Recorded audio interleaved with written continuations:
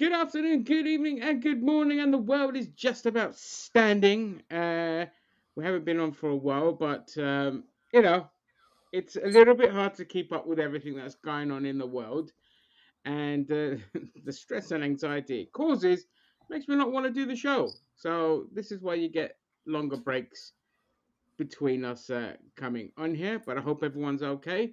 Zam, how you doing, sir? I'm doing good, mate. How about yourself? Not too bad, not too bad at all. I don't know if you want to talk about anything that's going on with you or you want to just get straight into it. Let's just get straight into it. We'll get straight into it. Okay, we should hopefully have some other people joining us later as well. Everyone's just running late. Um, as we have been into what now? Just under a month of Trump's presidency. I think was it 3 weeks now? January the 4 weeks? 20th was his inauguration, so 5 days 20th. short. Yeah. So there you go. So 25 days in the presidency, and we have a guy that's trying to annex a bunch of countries, and is they trying to do a peace talks with Russia at the expense of Ukraine, losing territory more likely.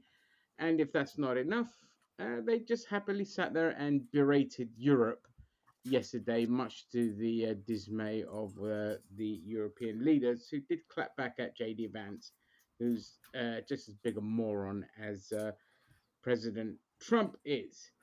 But it's there's so much going on that it's hard to keep up with everything. So we will do our best. We will go through some things. I'm hoping Chris will join us later so we can see what the atmos is in Canada. Which Chris is so many. Oh, Canadian Chris. Canadian Okay. Chris, yes, yes, to gauge what the atmos is in Canada. But for here in the UK, I can say this: our leader is a completely useless moron. He is ineffective. He's not doing anything. He's done nothing. He's not fit to be a prime minister. He just waits for America to tell him to jump, and he says, "Okay, yes, sir. How high? And should I jump on your dick while I'm at it?"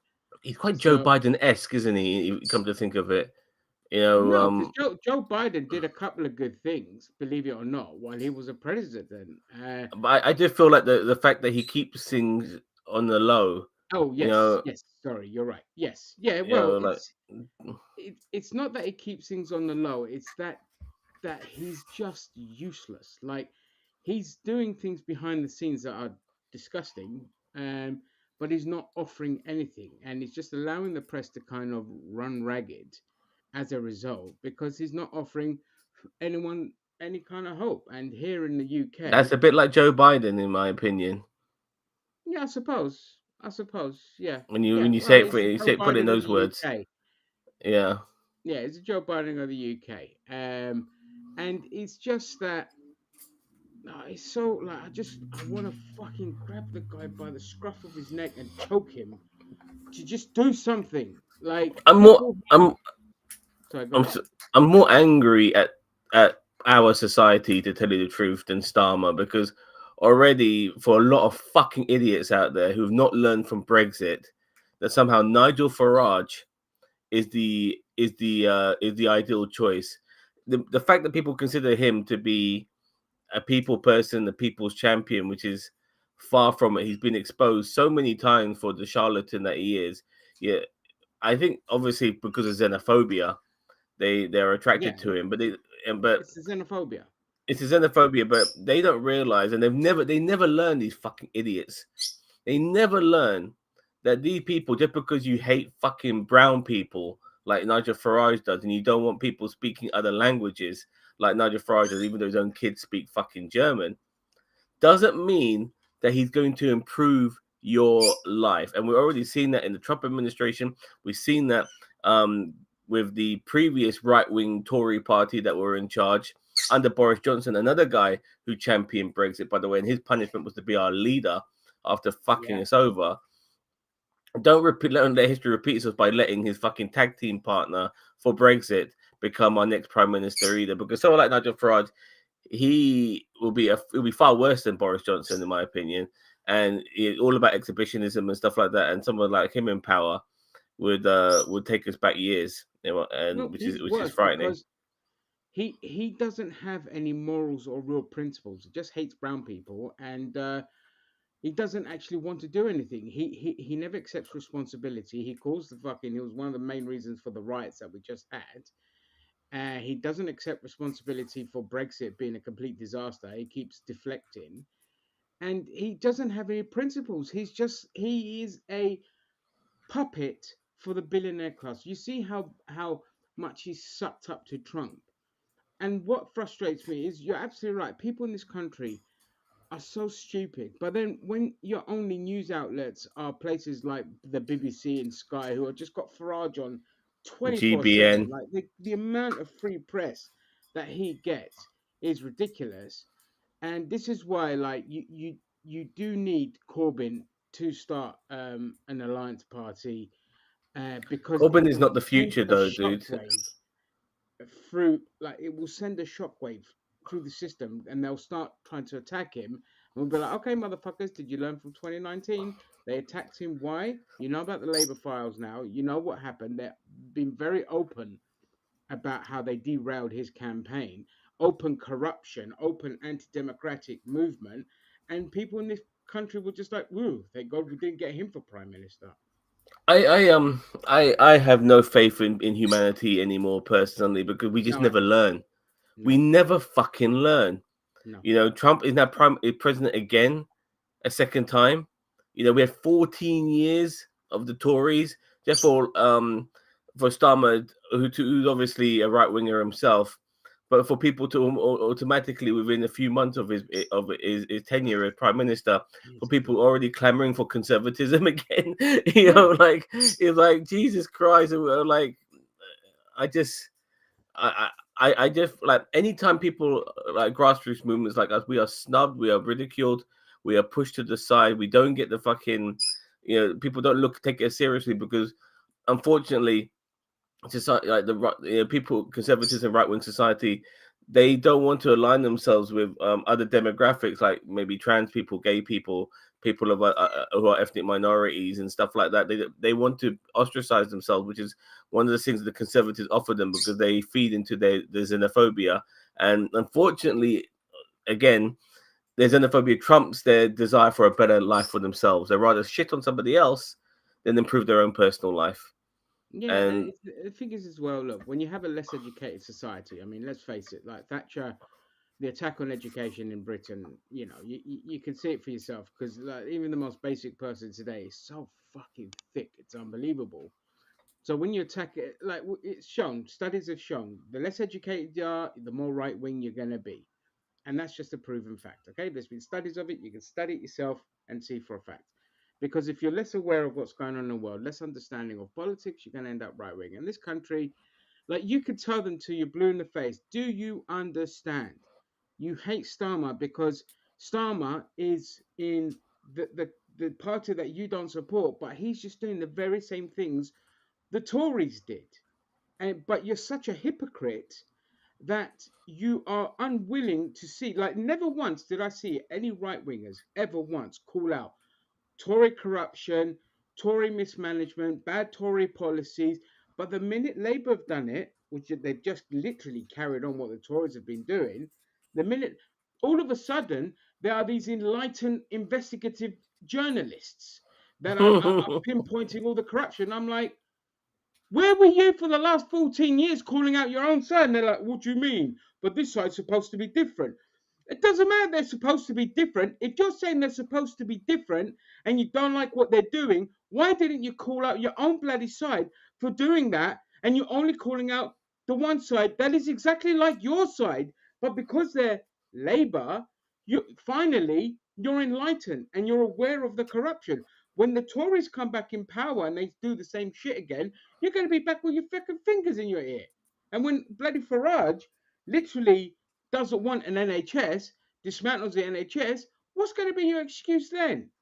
Like, this is my biggest fear, more than anything in the world, is the destruction of the NHS. Because I do not want a US healthcare system, and I get angry because people, like, it should be our sacred cow. We should be voting out people that have anything to do with private healthcare, and we should be making it part of the constitution to make it illegal to defund the National Health Service to allow any kind of private companies to deal with it. It should be its own thing, working in its own way, that must be in the constitution.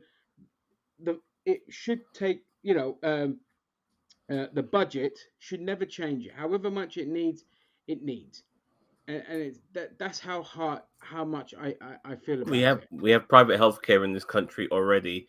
I cabin wise, I'm constantly taking people to Bupa hospitals, to medical clinics on Harley Street. You know, Yep. sometimes there's a mix of private and NHS with some of these places. But quite often I'm taking people, to Cromwell Hospital, which is a private hospital, to London Bridge Hospital, which feels like a fucking hotel with concierges at the door. You know what I mean? We have private hospitals for people who can afford to use them. Don't punish the rest of society for wanting to fucking live, because you need us to live in order for you cunts to stay rich in the first place. So don't give us any more shit. Exactly. Exactly. Like, you've seen the state of America and what's going on there. Like, you cannot look.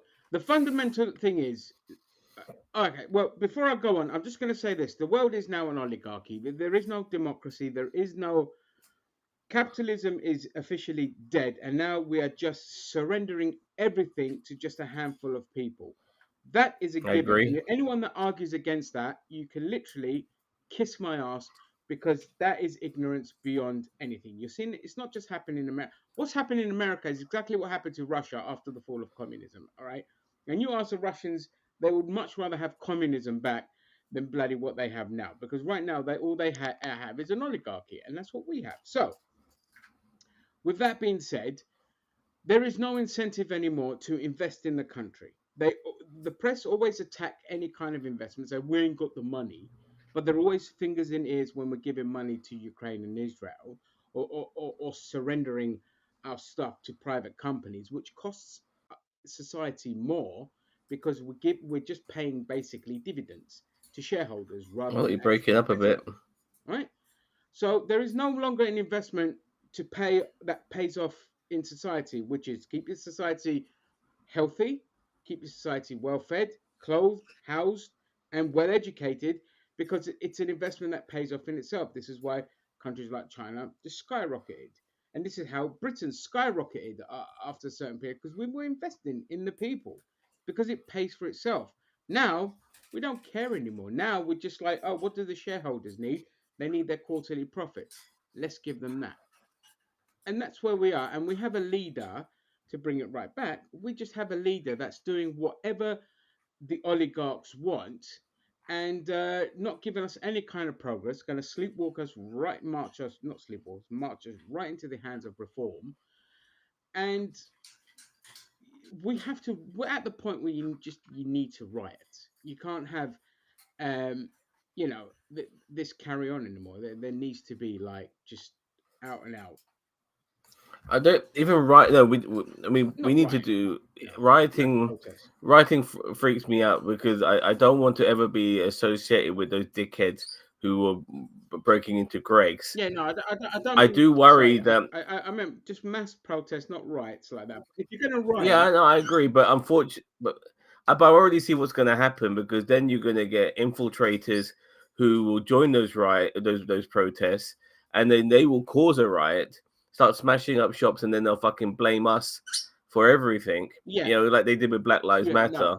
You What know, what you need to do and is, sorry. I'm already seeing the writing on the wall on all So, these things. th- so when I talk about that kind of rioting, what I mean is it needs to be coordinated attacks on institutions rather than just go out smashing the streets. So, prime example, like Palestine Action. Palestine Action are amazing. They are the bar to what you want every kind of action group to be. Because what do? They go and they attack the factories of Elbite Systems. These are weapons manufacturing companies that make and export weapons to Israel. specifically to Israel. It's an Israeli company. So what these guys do, they infiltrate the factories, they vandalize them, they smash them, they set fire, they block the entrances, and all this kind of stuff. And it's effective because what's happening is the landlords now no longer want to deal with Elbite because they're losing revenue, they're losing money because they can't function as a company, and so they're either telling them evicting the Elbite from the land that they're occupying, or they're shutting everything down. And that's what you need to do. You need to basically, the people that are making your life a misery, you need to target them, non-violent, just harass them to the point where they just it becomes too toxic to become the thing that you want to be to ruin everyone else's life. That's the most effective form. But I totally agree with you. I don't want to see people out in the streets just smashing up a Greg's or raiding a fucking Apple store. That don't solve anything. But just read up on Palestine Action and see what they do. That's the best approach. Um, yeah. And speaking of, as well, after what happened yesterday with JD Vance in Germany, and you can go read articles on it. I can't be bothered to go through it. I seen it, man. The guy's fucking. Yeah, Oh, I hate you've him. seen it. I've I seen hate it. him. If anyone wants to go see it, you can just read it on Guardian and all of that or whatever. He's a piece of shit. Uh, but if I'm European leaders now, I'm looking at America and I'm like, hang on, we could legitimately have a US Russia alliance now of far right governments.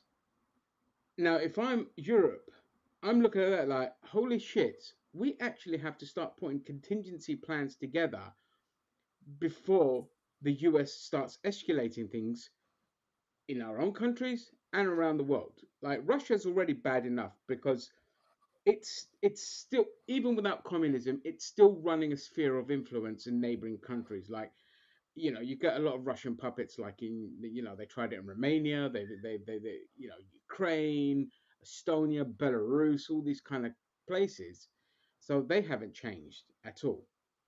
But then you've got it from the US's side. So if I'm these countries in the EU, I'm like, okay, we need to send a message here. We need to form our own united military, our own united front to stave off, if we're really serious, to stave off and start treating the US as a pariah state.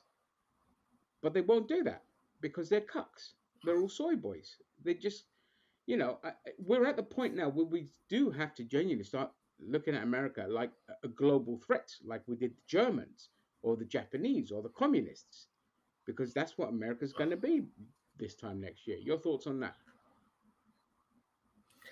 I'm hoping that there's enough influence within, well, not influence, but there's enough. There'll be plenty of people within the country who won't want it to go that way. Maybe even Republicans as well. I mean, I know a lot of them will want to play ball, but Trump is easily manipulated. At the same time, somebody like Elon Musk, who is the president of the United States, does it really benefit him and his business and his billions to fuck over Europe? I'm sure it doesn't. I mean, I know that a lot of these guys do have obviously a grudge to hold because I think Tesla sales are falling dramatically around the world, including Europe, and maybe Elon Musk wants to, to annex us, just to teach us a lesson. But I don't know. It's really hard to I say think I think what's gonna yeah. go I on. mean, the way I look at it, and Eric being the way I look at it, the way I see how the world is going, it's literally just to plunge everyone into despair and poverty to the point where you just fall in line, like just basically a neo feudalism. That's how I see things going because all their actions, the only thing that makes sense because they know that the costs are gonna be pushed onto the consumer. They know that all their actions and everything is going up, nothing is going down. So we're fast tracking ourselves to the point where they're just trying to beat us down to where we just comply with whatever the oligarchs want. That's how I see it. Because like you said, nothing they're doing makes economical sense. I I saw it when you mentioned about consumerism, like eggs. We make jokes about it, but eggs are so fucking expensive. I think Costco was selling um 2 dozen eggs, 24 eggs for $7.49, which is a lot cheaper than other parts of America where like you're spending, double figures for a dozen eggs. But the eggs are so like required now in America by people. They're so desperate for eggs that they were queuing for like 3 fucking hours. 3 fucking hours Yo, for eggs in America. I couldn't believe it. And this is in Costco. I was wait, watching the clips wait, of wait. it, like the Sorry queue, to like the interrupt. guy. You say they were Yeah, hello. Yeah, queuing for 3 hours for eggs at Costco. We haven't yeah, had eggs at our Costco in over a month. it's incredible. But there's this, I saved this clip. It's on my TikTok treasures. Um, this guy, like, he was filming the line, and then there were two lines. There's a line for self checkout and a line for aisle checkout and all that. Like, what the hell? And the lines themselves are intervening through the Hmm. aisles because they were that That fucking part is long, kind of normal you for know. And Costco, depending on where you live. But yeah, we haven't had eggs in over 3 weeks. We've been having to buy the liquid gross things. Ooh. it's incredible. I find that like a country like America where you don't need to import eggs. You got people, you got plenty of farmers with chicken farms. You don't need to. That shit is not an import. Yet somehow it's through the bloody roof. You can get a dozen eggs here in London, expensive London, let alone England, for £2.50 for a dozen quite easily. You can get like maybe 18 eggs, caged eggs, not free range, for about a couple of quid as well. And then you guys are spending like 5 times Yeah, that, so six lots times and that. lots. Where I'm from now, there's not a lot because I'm living right by DC now. Um, there's not a lot Hmm. of farms. I mean, you can drive out in Virginia to find some, but all of the facilities like where Costco gets their eggs, only Costco can purchase from them. So I couldn't go up to that same facility and say, "Hey, can I have a dozen eggs?" Yeah, that makes sense. If you're Costco, that makes I'm just thinking like from a different perspective. Like your country's Mm-hmm. humongous. You got lots and lots of farmland. It is within America, regardless of the But states. it's just that It they shouldn't are be. all owned Yeah, by big companies. So yeah, we can't. yeah. The only But yeah. way, there's like, also the one I agree, Rick. The one area that is massively downplayed, and they're not talking about you in the media, is the massive bird flu epidemic in America. There's a huge mm-hmm, bird flu. that's true. They Yes. culled 100 million chickens, Mm-hmm. so there is a shortage of chickens, let alone eggs. Mm-hmm. And they're not talking about it. And Trump's like defunded the kind of institutions that are there to meant to protect all of that. Like the level of stupidity in dealing with this. So the problem's not even going to improve anytime soon. No, it's not. Uh, no. So unless you have chickens, like my mom bought chickens years ago, and she keeps reproducing her own chickens. That was the main way I was getting eggs when I lived in Ohio. So now that I am not in that state anymore, we haven't had eggs for weeks, for And I months. think that's just going to end up being the you're going to end up seeing a lot of people just be like, oh fuck it, I'm just going to get chickens, and then America being America, they're going to be like, oh right, well this is going to affect corporate Yep. profits, so we're going to make that illegal. You can't own chickens unless you are Yep. Land of a the free. registered farm or something like that. It's the same shit. Land of the Or free, something. baby. Yeah, land of the Land of the free. It's a free. corporation. When this shit happens. Yeah, land of Yeah, the free. you know. That's why I hate that fucking phrase, man. Oh yeah, they only call themselves land of the free with They guns, don't call guns, Yes. themselves guns. land of the That's free, all it but is. It's you guns. notice since You MAGA know what I they've mean? dropped they've just dropped all of that now. You don't even hear freedom anymore. You just hear just Well, they'll throw it in there now regurgitated and again. You know bullshit. what I mean? But Well, it's the yeah, same way in like 1984, where you guys, they were all free in that novel, but they weren't actually, but they kept saying it as if it was some sort of ploy. But if they went outside of their wherever they were living, they would see that they weren't actually free. yeah, yeah. This. I mean, George Orwell was just basically, writing what anyone could see was gonna fucking happen. It's Uh nothing. huh. It's nothing new. Like even as a moronic teenager, I could see how the world was going back then. And then in my 20s, I was like, oh, Jesus Christ, I hate being right. And then it's just like, oh, fuck me, it's even worse than I thought it was going to be. But it's just, it's just, you know, yeah, words escape me just how humans are just they are sheep. They're just sheep that Mhm. just paddle walk into their own demise, and they're just going to be fucking cheering the leaders that do it. Mhm. And it frustrates me more in the States because you guys have guns. Like, Mhm. and if we had guns here in the UK, we still wouldn't use it for the right thing either. I'm not trying to praise us in any way. We just blow the shit out of somebody who had the eggs and steal their eggs, Well, so to speak. You know. our stabbing problem will no longer be existent. It'll be a Yeah, shooting problem. yeah. Be no more rampant You stabbing, be know what I mean? rampant shooting instead. Yeah. But yeah.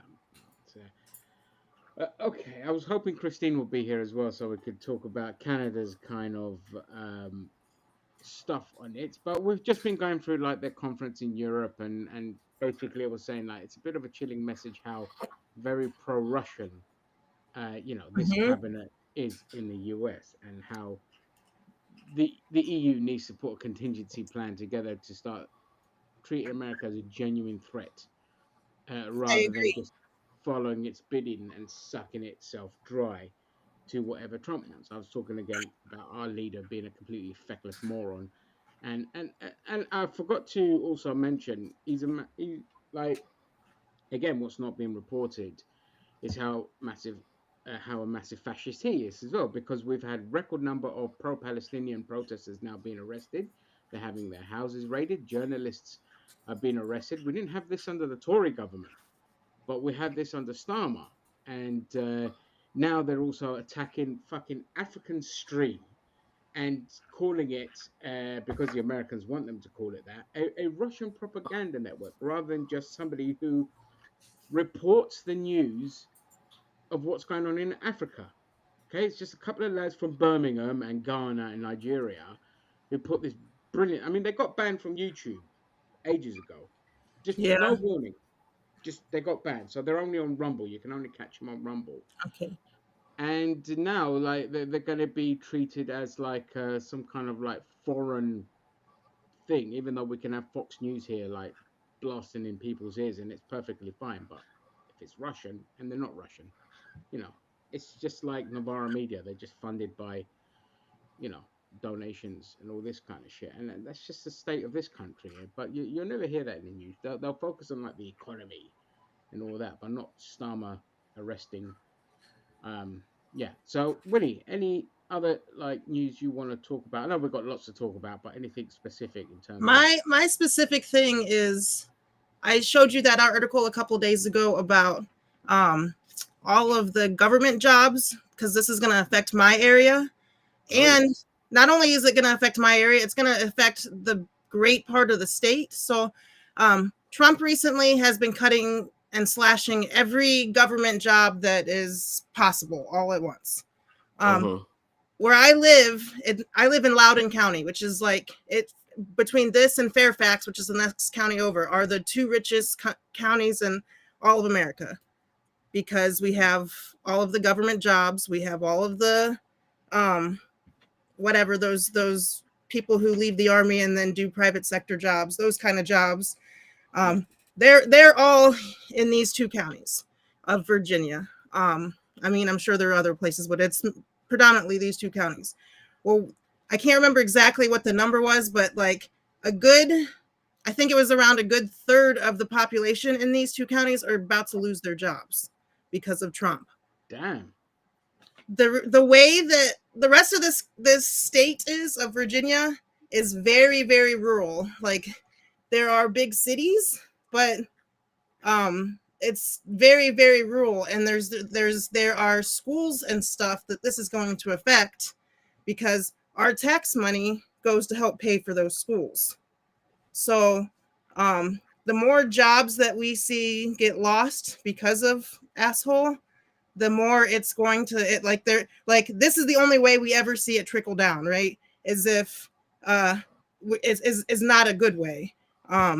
So basically all of those schools are going to get there's some schools that are talking about being closed because they won't be able to afford to be open at all. Like we're in this like scary time right now. I moved here because I thought it was going to be better, but we are largely screwed because we our jobs are government jobs here. So, like, I'm really worried about that. Might have to end up going back to Ohio, God forbid. I hope not. I hate Ohio, but it's because it's red as F, and that's where JD Vance comes from. Yeah. But Yeah. yeah, so like all of the tax money is gonna be non-existent, and we're gonna have record high unemployment soon. And I'm really But I'm that's I guessing don't know there's what that's going to gonna look be a record exodus from that area as well, because if there's no point sticking around there, there's going to be no jobs. like. Mm-hmm.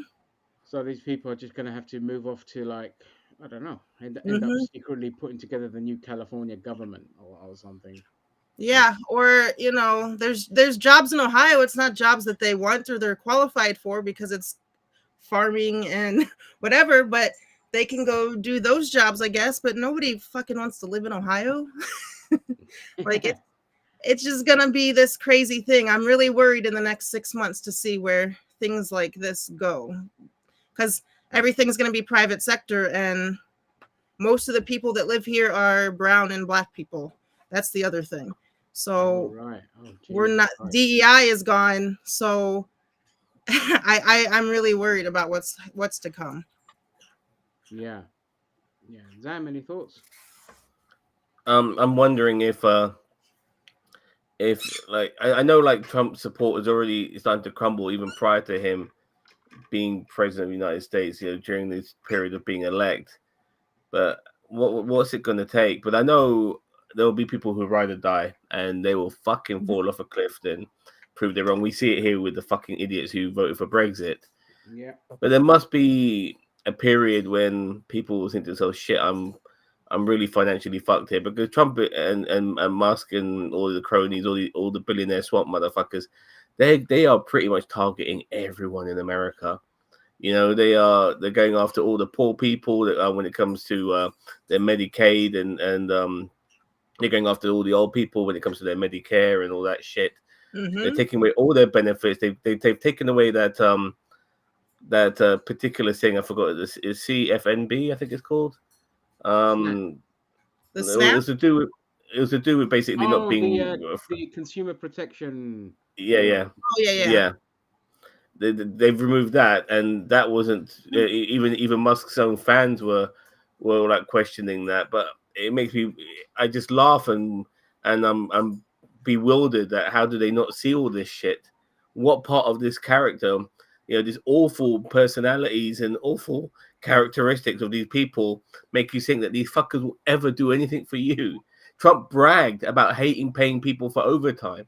Yeah, Mm-hmm. now you think he's going to work for you? Trump brags about deporting people and including legal immigrants, but you think that because you voted for him, he's going to give you a pass? There are already people who voted for Trump who are getting fucking deported, Mm-hmm. and they're fucking legal immigrants, but they're allowed to vote for him. You know what I mean? Oh God, I'm just Yeah, I mean, I was I'm, arguing I'm, on I'm Twitter the other my day, mind hurts. just for fun. Like, there was this article that Utah's basically banning any pride flag from schools, but Nazi and Confederate flags are perfectly fine in the Mm-hmm. context of you could talk about the history of them and have them out on display. But under no circumstances can you talk about homosexuality and its history and show a pride flag, not even under historical context. So there was that, and there was just this guy under there who was trying, he was trying to make excuses for it. Like, oh, blah blah blah. And I was like, dude, your profile says you were born in Peru, and you're a proud conservative, you live in America and all that. I'm like, mate, you might want to sit your ass down because you'll be the first person on the fucking bus back to Peru. And he's just like, they're not going to come after me. I said, okay. I sent him a video of a guy who voted for Trump who's getting fucking deported. I was like, this is going to be you, so you might want to sit this down. And he just kept trying to deflect and make excuses. Of course And they are. not me. I'm the best kind of bootlicker, not me. And I'm like, okay, pal, okay. Yeah, Like, because they said that they don't even have to have full proof. They have suspicion that you are a legal immigrant, so they're not even gonna check. They're just gonna say you're an illegal immigrant, and they don't give a shit if you're from Peru or the Dominican. They're gonna just send you over the border to Mexico. They're not even trying. Yeah, Like, and they're they kicking out vets, by the way. Vets who have been who served their country. Well, in that case, Rick no flag should be allowed in school. But correct. if, no if you're flag. gonna have, but Yeah, well, you mentioned earlier about the neo Nazis and stuff like that. I mean, just in Ohio recently, there was a Nazi march. Police escorted Nazi march, I may add. These things never get frowned upon. The American society, the American government are still not going after the terrorists within like the fucking Ku Klux Klan. Mm-hmm. They still allowed to thrive after all these decades and centuries. Yet somehow they want to target foreigners and brown people just generally is the problem within America. Like it just it angers me because like gay people are not your issue. I keep telling people it's the rich. It's always going to be the rich. It's the uber rich. They're the ones who are the problem. They're the ones making a fight against. I mean, I don't want to fight against these people. I know that they're making them fight against me. They see me and they see me as a problem. I've been called my existence even on YouTube channels have been called like diversity and wokeism and stuff like that because I decide to fucking be on a Yeah, YouTube I'm channel. sorry about Zam. I was a bit out of line when I did that, but And all of that. Like we can't even exist right now. It's just it just I'm yeah, I furious with mean, this white makes right mindset that a lot of people have. Sorry for going on. no, Even my carry cousin, on. my dickhead fucking cousin from Canada, who is a massive Trump supporter.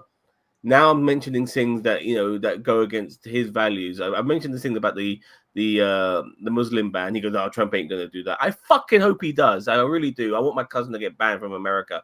Fuck him. Yeah, you want to vote for him? Fuck you. Yeah. And you know what? A part of me wants him to annex Canada just so I can tell my cousin, "Fuck you." You know what I mean? In his face. Fuck you for voting. And my cousin I'm not brags sure you about the deport him back to. yeah. No, he could get deported I don't because know where's he from. Is because it Tanzania or is it?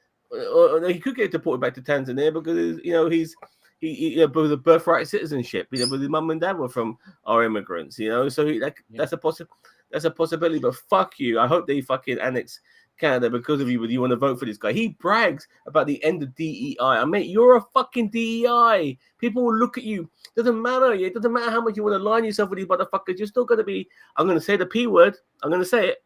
yeah, Yeah. you can say it. You're brown. You're still a fucking packy to them. You know what I mean? You're still a fucking packy to them. It doesn't matter if you want to, how much you align yourself with these fucking white supremacists. Yeah, they'll always look at you the packy. Look at Ramaswamy discarded.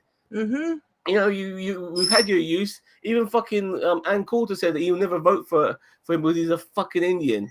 Yeah, these motherfuckers, they don't learn. Doesn't matter how much you brown on these dickheads. They'll fucking throw you. Look, all the black people, all the black politicians who stood by Trump. None of them are in his cabinet now. He became president. Yeah. Not one of them.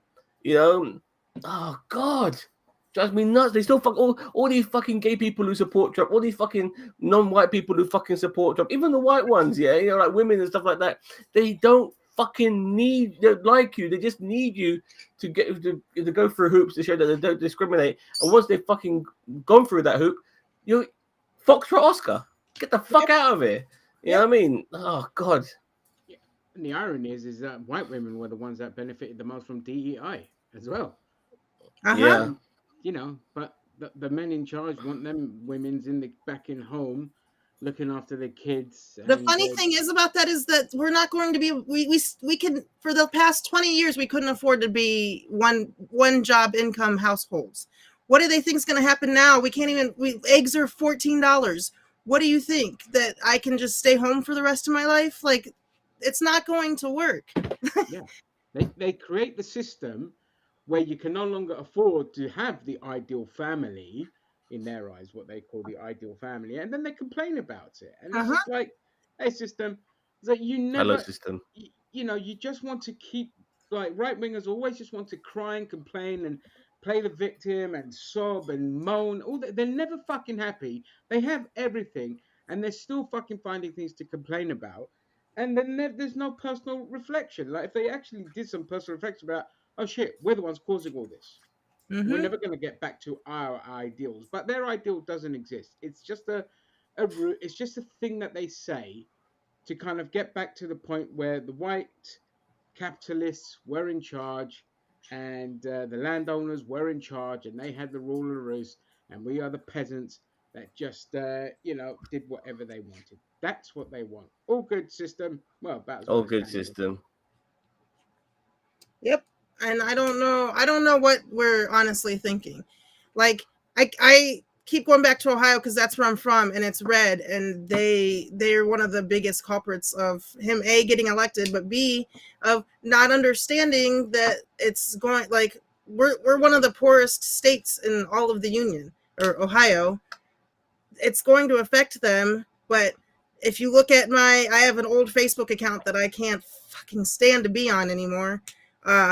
If you look at all the people on there, they're celebrating him, and the ones like, one lady was like, I'm saving up to get my teeth fixed, and I'm like, that ain't gonna happen now, you dumbass. That is not you. You think, and they just cut all the insurance for that in Ohio. You think you're gonna get your teeth fixed because Trump is in office? No, he doesn't give a shit about that. Yeah. If they're not learned from it, like, do they not know his character, or they just feel that somehow that they're gonna not be affected by him? They're gonna give him a pass. I mean, I just don't understand, like, so many human beings on this planet that we live on, because, like, are they just so blissfully unaware, and they genuinely feel like that nothing's going to happen to them because they support a fucking evil dictator? I just don't get it. Why do religious people love this guy? Yeah. He's been fucking married more times than and had affairs more times than I had hot dinners. You know what I mean? He's a fucking atheist. I can see it. You know what I mean? I can see it. I'm an atheist. I know a fucking atheist when I see one. He was an atheist. He said that before, like 20 years ago. So he's not remotely religious. Every time we see him in religious setting like the church, he just fucking throws the Bible or the hymn sheet on the chair and doesn't bother or anything like that. No interest whatsoever. Like zoning off. There's one time he was on his phone, like. Yeah. No. And anyone but Trump. Yes, like those other things I just seen him. I've seen him do, and I think him mock Mike Pence for him being religious, and him talking about how his favorite book is the Bible, and then somebody says, so yeah, what's your favorite verse? He goes, oh, it's personal, I don't want to talk about it. And it doesn't take a fucking genius to realize there's a moment right now that you can see right through him. He's full of shit. How can you not see that? Like, he's full of shit. The coin, the crypto coin that he launched and scammed people 5 minutes into the NFTs. He's selling you stuff. Like, this guy, he's a president of the United States, and he's selling stuff to you all the time. Nobody gets conned more than the fans of the person who follow these motherfuckers. Yep. Like Logan Paul and fucking Hot to a Girl who failed to make a comeback. Fucking eat shit and die, Hot to a Girl. Please fuck off for the rest of your life. I never want to know. I don't give a fuck what you do regarding your animal sanctuaries and stuff. Fuck off. You know what I mean? I really hate this fucking bitch. You know what I mean? Go. You're done. You know what I mean? And but I've already had enough with people like Logan Paul and fucking Donald Trump. I don't need this fucking bitch as well. So yeah, I'm very passionate right now. As you can understand, for various reasons. So yeah, just because they're Christian doesn't mean they're only going to vote for. Well, unfortunately, a lot of them do. All you have to do is say, I'm a Christian and I'm conservative, and that they've got your vote. They don't give a shit if it's actually true or not. Yeah, because that's why they were calling. Yeah, that's why they were calling Obama a Muslim all the time, but they wanted to stop people from voting for him. You know what I mean? Hussein. That's why I find it weird. Yeah, sorry, go ahead. Sorry. When I see someone like Hakeem Jeffries, I'm thinking to myself, shit. I'm surprised they're not using that same bullshit on him. Like him being a Muslim. I love him. He's such a nice guy. He's a fucking idiot. I'm really sorry. He's useless. He's useless. Honestly, you got to stop admiring people who do fuck all for you guys as Democrats. He's one of them. He's no political person has done. That's part of what I was going to say. Has done anything for us for my whole entire life. Yeah, but these are your leadership guys, yeah? You got better people who they keep throwing under the bus, like your AOCs and your Jasmine Crockett's, and of course, without a doubt, Bernie Sanders, who's one of the best politicians you ever had, and they never want to put them in the pinnacle. And people like Hakeem Jeffries and that Chuck Schumer, who reminds me of fucking Carl Kulinski's cousin, who's also called Kyle in fucking South Park. That's who he fucking reminds me of when he starts talking. Shut the fuck up and die already, Chuck Schumer. We don't want you. They're not going to get rid of them. They're not. I don't know why. Well, The then they're never Democrats going to are a win. weak ass party. Then keep Well, handing it over to the fucking Republicans because so you need to fucking We literally gave in 2016 when Vance ran for senator. We literally gave the Republicans money. you need to inspire people on the opposite side to vote for you. When you're on the right, it's the cult of personality. Trump has done Mhm, everything under the sun. He's a criminal, a rapist. They'll still fucking vote for him because they're all xenophobic like he is. But you mhm. want people like me to vote for you. You got to fucking offer me something for me to vote for you for. And just saying that Trump's a dickhead is not good enough. You know, you can't use the scare tactics. I want to vote for you, but I want you to offer me something. I mean, so no, I don't hate blowjobs. I hate fucking bitches like fucking Huck to a girl, who's had her 15 minutes. She's made a lot of money, but it wasn't enough for her. She had to con her own fans so she Uh-huh. can fuck off and die. You know what I mean? Fuck off and I die, thought Huck that to her. before she conned her people, but that's just a personal thing, I guess. I was fine with her until she conned her own people. Now she did that. yeah, Fuck you. you Yeah, I know, because mean, the world sucks. So you're gonna make your money. But when she went and conned people, it was just like, okay, no, that's out of Mhm. order. That's there's lines you should never cross, and that's one of them. But yeah, Uh, so when I was 16 was my first like political anything. I was working on the John Kerry campaign.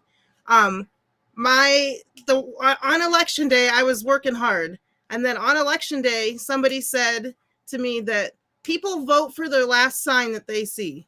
So that's why we got to stand next to the polls. And I'm like, I'm 16 and I'm thinking, are you fucking kidding me? People they're not even looking. They're just seeing my sign and they're going to go vote for him. What yeah, if they hate him? What if he's the now. worst guy in the world? And that's kind of what American politics is. It's not like we don't actually care. We pick a side and we'll die on that hill. Mhm. And then the rest of us, oh, that I saw a Trump sign, so I guess I'll just vote for him. Everybody else is. well, Well, there's a you guy can called barely Roy hear me. Moore. There's a guy You called can actually Roy hear me, Moore Brian. who was a Republican politician, and there was a lot of stuff on him about being a nonce, and he finally got ousted. Yet they still supported him. It's amazing how they want to throw the pedophile claim onto everybody on the Democratic side, but the moment one of theirs, including Donald Trump, I may add, who's been ousted for like some fucked up shit, like especially with his Epstein connection, all of a Mm-hmm. sudden they don't care anymore. Like they're this is why I have a problem with the right wing, because on the left, someone like someone does fucking something bad, and when I say the left, I mean people. I'm talking voters, not politicians, because the politicians are still right wing when it comes to the Democrat. A lot of them, but the moment they found out they've done something bad, get rid of them. We don't want to associate yourself with them. You know. Mhm. As far as I'm concerned, the Clintons, I never want to see them again because of their association with Epstein. It was Mm-hmm. terrible that they were fucking in the campaign. I hated them. You know what I mean? So I want to hold my people accountable, but unfortunately, the right they circle the wagons. You know, two of them are bum buddies. We get it, bum buddies. Yeah, Who are it's talking those two? about Musk and Trump. Yeah, Yeah, well, I think it's I would say Musk is the dominatrix, and yeah, Trump is the absolutely. dom. I'll Yeah, put it more in that perspective. But there's only one person getting fucked in the ass, and it ain't fucking Elon Musk. That's for sure. yeah. Yeah. Um, When you give 245 million to the person's campaign, and if yeah. and the other thing, so what annoys me with the Democrats is there's plenty of now suspicions surrounding the election to say that they might have actually stolen the election, a lot of tampering, and yet the leaders are so feckless. And the reason they're feckless is by design, because it said, look, the people that our donors want are now in charge and they're going to get exceptionally rich. So we're going to block any kind of progress. We're going to be completely useless because we need to surrender power to the ones that are currently in charge and never be some kind of opposition because the rich have exactly what they want now. So we are just going to be good little kids and do what they tell us and just be completely useless because you don't come out there like Hakeem did and said, well, they've got the House and the Senate and what do you want us to do about it? It's like, if that, yeah, what do you want us to do about it? That's your fucking I want you attitude. to resign. That's what I want. Yeah, Resign. fucking resign and let people with some Yeah. balls go in there and challenge the courts and challenge, fight every step of the way. You fucking useless pricks. It's as if they just looked at Starmer and thought, yeah, I'd do what he does. let's just bend over backwards and take it up the arse from the establishment because that's all they're doing. And it's just like, but they're doing it by design. It's how the opposition functions. When you have useless opposition, it's by design. So, for example, for years, when Labour lost the election and you had right up until Corbyn came in power, they were completely useless. But then Corbyn came in power and Corbyn challenged and won on a lot of things that the Tory policies wanted to push. He challenged them on a lot of it. And that's why they were getting pissed off and they called the snap election in 2017 because they thought, oh, we can, depower Labour further and just be able to push the policies through because this fucking Corbyn guy, he keeps fucking beating us at everything. Because when you challenge things, like they tried to kill a bill recently I talked about, which was about opening an inquiry into what happened, the Southport murders and all that, and they tried to kill that bill. Um, that's what Corbyn was doing. So in 2017, they called a snap election, and then it was just like, oh shit, now we have a hung parliament rather than a sweep. And that's when the machine kind of came together This was and under destroyed Theresa May. Corbyn in 2019. And because when you have effective opposition, you can challenge the government regardless of how much power you have. You can put it out there and make them and get the feelers and get people aware of what they're doing. But the Democrats they're doing nothing. They've got the thumb up their ass. They're like, this is what the donors want. Mm-hmm. So yeah. And then, by the way, that was under Theresa May's government, by the way. And Mm-hmm. prior to that, we had the Glenfell arson. Not arson, but yeah, the burning down of the building, and so many people were displaced from their fucking homes. And Theresa May, being our prime minister, said, "Well, we haven't got a magic money tree to help all these people back into their home." But when she had to do a fucking coalition with I forgot the name of that party, the DUP. Yeah, DUP. Yeah, the DUP. All of a sudden, a magic money tree fucking appeared, and Give them billions. gave him fucking billions. And this And fucking backwards party, by the way, the DUP, they were pretty much a Christian fundamentalist party as well. But they wanted to stay in power and all of that sort of shit because of all the seats they fucking lost under Labour. But it wasn't enough by Labour. That's the problem, though. It wasn't enough. They hit the fucking Tories, but it wasn't enough to displace them. Because again, we had ourselves like Margaret Hodge and the kind of Labour right that even in 2017 were derailing Corbyn's campaign, and that's what happened. Otherwise, there's always enemies. Those are the real enemies within, bro. Yeah, the real enemies within, and and I'm sitting there and I'm pointing out to centrists because the centrists are now getting mad at Labour because the Labour are useless, and I'm like, this is what you wanted. You wanted this government. You said anyone but Corbyn. Well, you've got anyone but Corbyn now as your Labour leader, and where are you? Like, how many times have I tagged Land and Coal in the things? I'm like, I don't understand.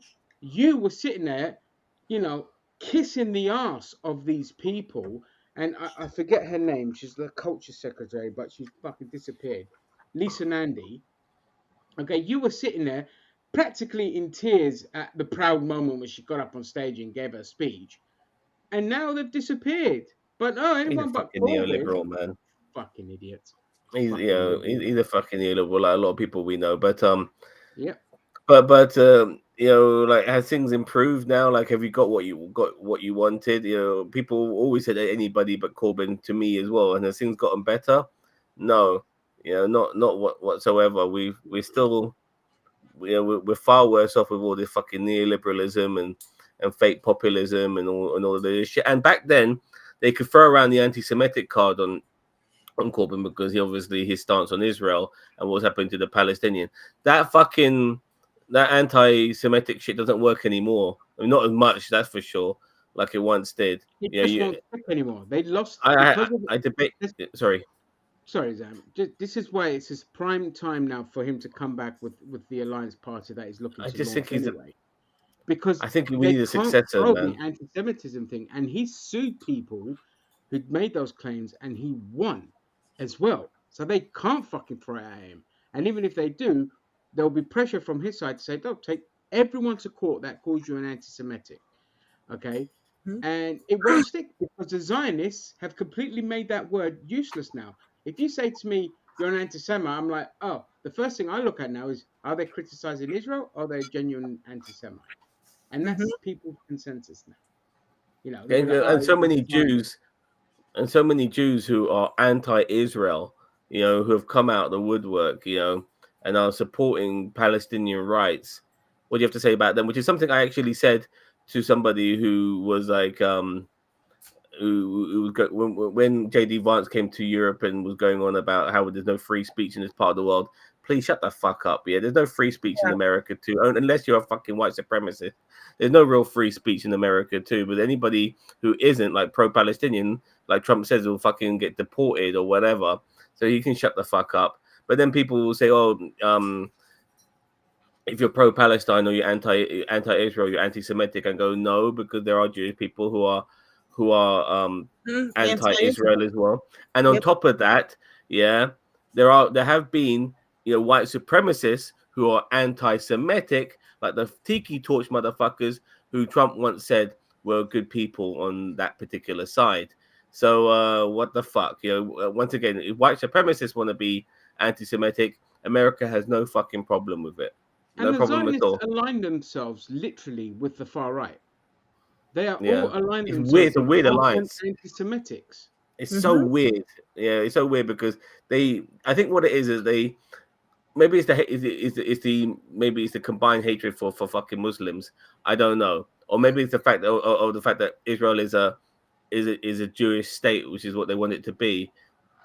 And they like the idea of that for America to be a white Christian national state as well, if that was the case. Maybe that's why they admire Israel, even though they fucking hate Jews.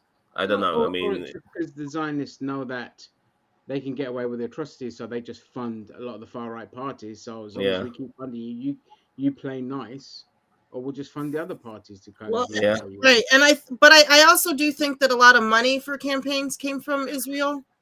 Yeah, Over I the mean years. APAC. So My that God, yeah, they practically run the government, right. So that's and they openly gloated when they defeated candidates that were pro-Palestinian, and mm-hmm. they ran a campaign and they openly gloated. And I'm like, ah, look, our money Rashid did Talib was people. silenced, Mr. Land of the Free Mm-hmm. speech.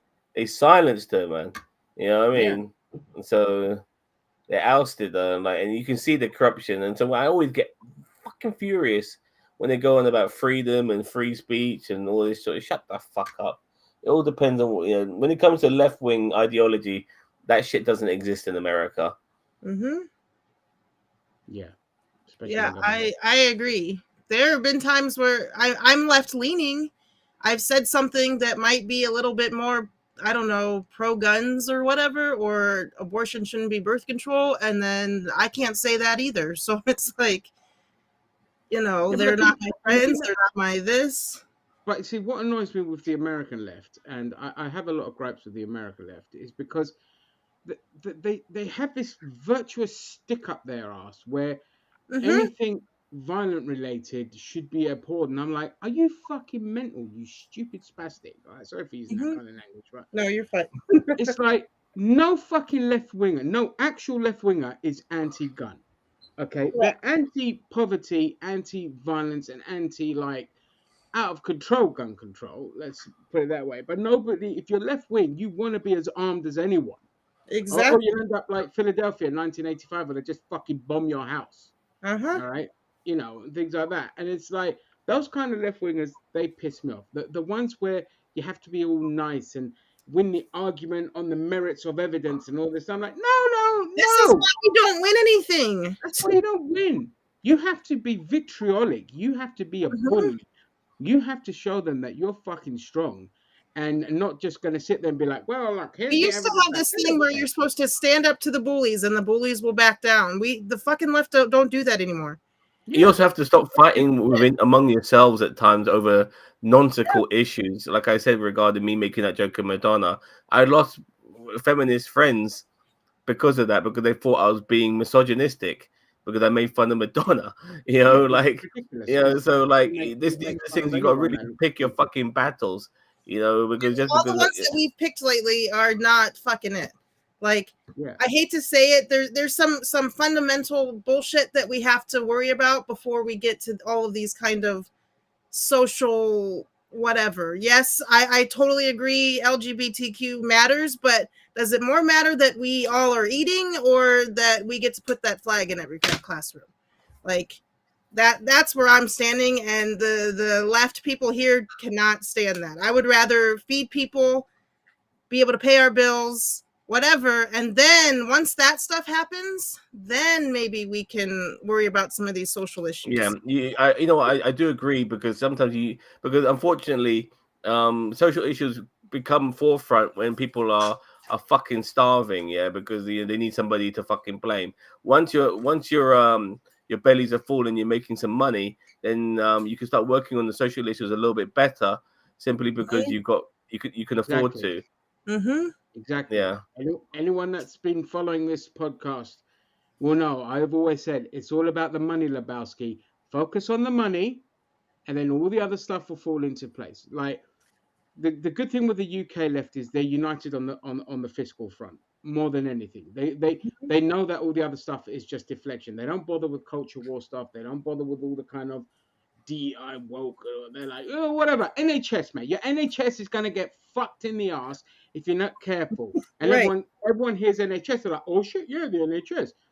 So there's always that to understand. Oh, we don't actually want the US healthcare system, even though this country is marching itself towards a reform. At least to say that the left is united here and we're winning seats. Like the Green Party is winning seats. Like the other day, we had by-elections and Reform actually won a seat, but then so did the Greens win a fucking seat. So there's a united front there, and but it needs a leader, and somebody like Corbyn is the right person because it will send a ripple of shockwave through the establishment because he was able to unite people like nobody else, and you don't get 12 million fucking votes, the most of any Labour leader in recent history, if you're not doing something right. But it took a lot to bring him down. It took fucking 4 countries to bring him down. Let people forget that. But the point is, they know over here we know to focus. It's about the money. Okay. Don't focus on the nitty gritty. Don't focus on, oh, this person's not woke enough. Oh, this thing about trans and this thing. I'm like, that's the distraction.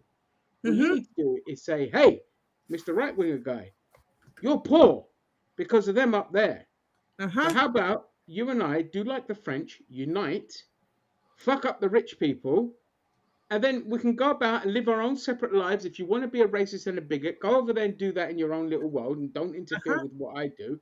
And if I want to, staple 6 tits on my ass and ask what I want to do, and if I identify as something, I'm well within my right because, you know, Right. I need, that's how I identify. That's what my brain and my body are conflicting with. And if I want the surgery for that, that's well within my right. Mm-hmm. And but as long as we got food on the table, that's all that should fucking matter. But they don't Uh-huh. want you to think like that. No, they don't. And then they get all freaked out. And it's like I never once said I was anti any of that social shit. But again, when you focus on all of that social shit, the real stuff isn't gonna even get touched. Exactly, exactly. It gets you nowhere, and that's the big issue, you know. And it just, yeah, it benefits people that at the top while you sit there squabbling. But Mm-hmm. I really wanted Chris in here. I don't know why, but Canadians, are brilliant. Like you gotta love the Canadians. So obviously, with everything that's been happening about annexation and tariffs, and there's just been mass boycott of U.S. products in Canada. Like sometimes I wish this country would take part in like mass boycotts like that, but they don't. And America fucking owns all our food anyway. Mm-hmm. But they've been taking down their beer. They've been just putting Canadian beer. There was a video on TikTok. I don't have it anymore.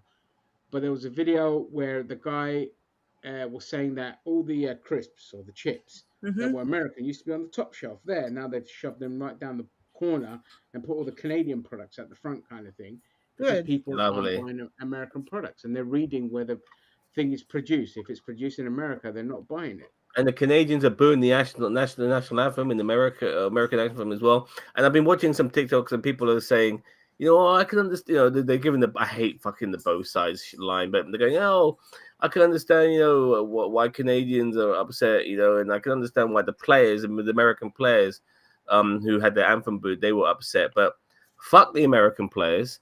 Yeah, because honestly, your Fifi's getting hurt by Canadians booing the anthem and not understanding why they're booing the fucking anthem Mhm.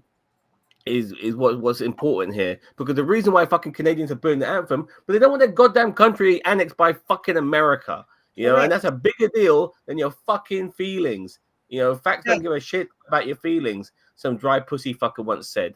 So yeah, you know, these things It's are, yeah.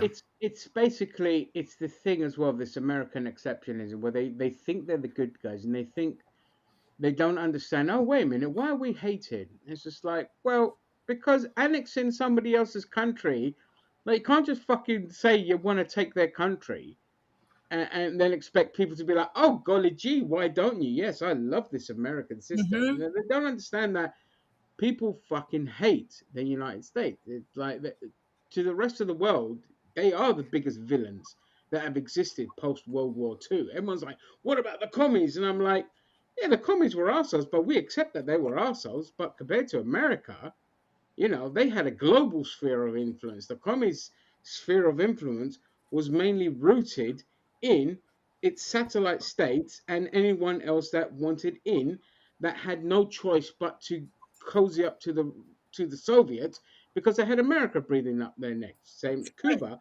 fucking Castro hated the Russians, but he had no choice.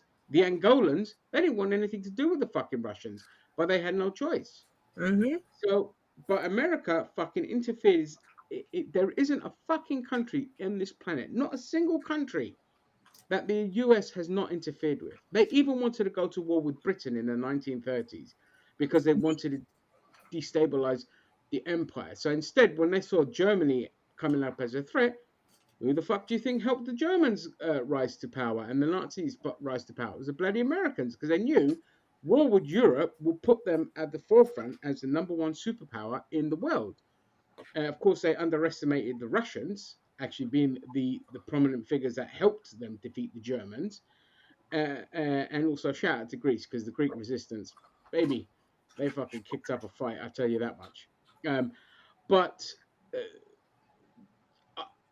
post World War II, the US interfered everywhere because the commie scare and all this kind of shit. Yeah, Even the Korea, Swedish, Vietnam. they wanted to go to war with the Swedish in the 1950s because they were fucking center left.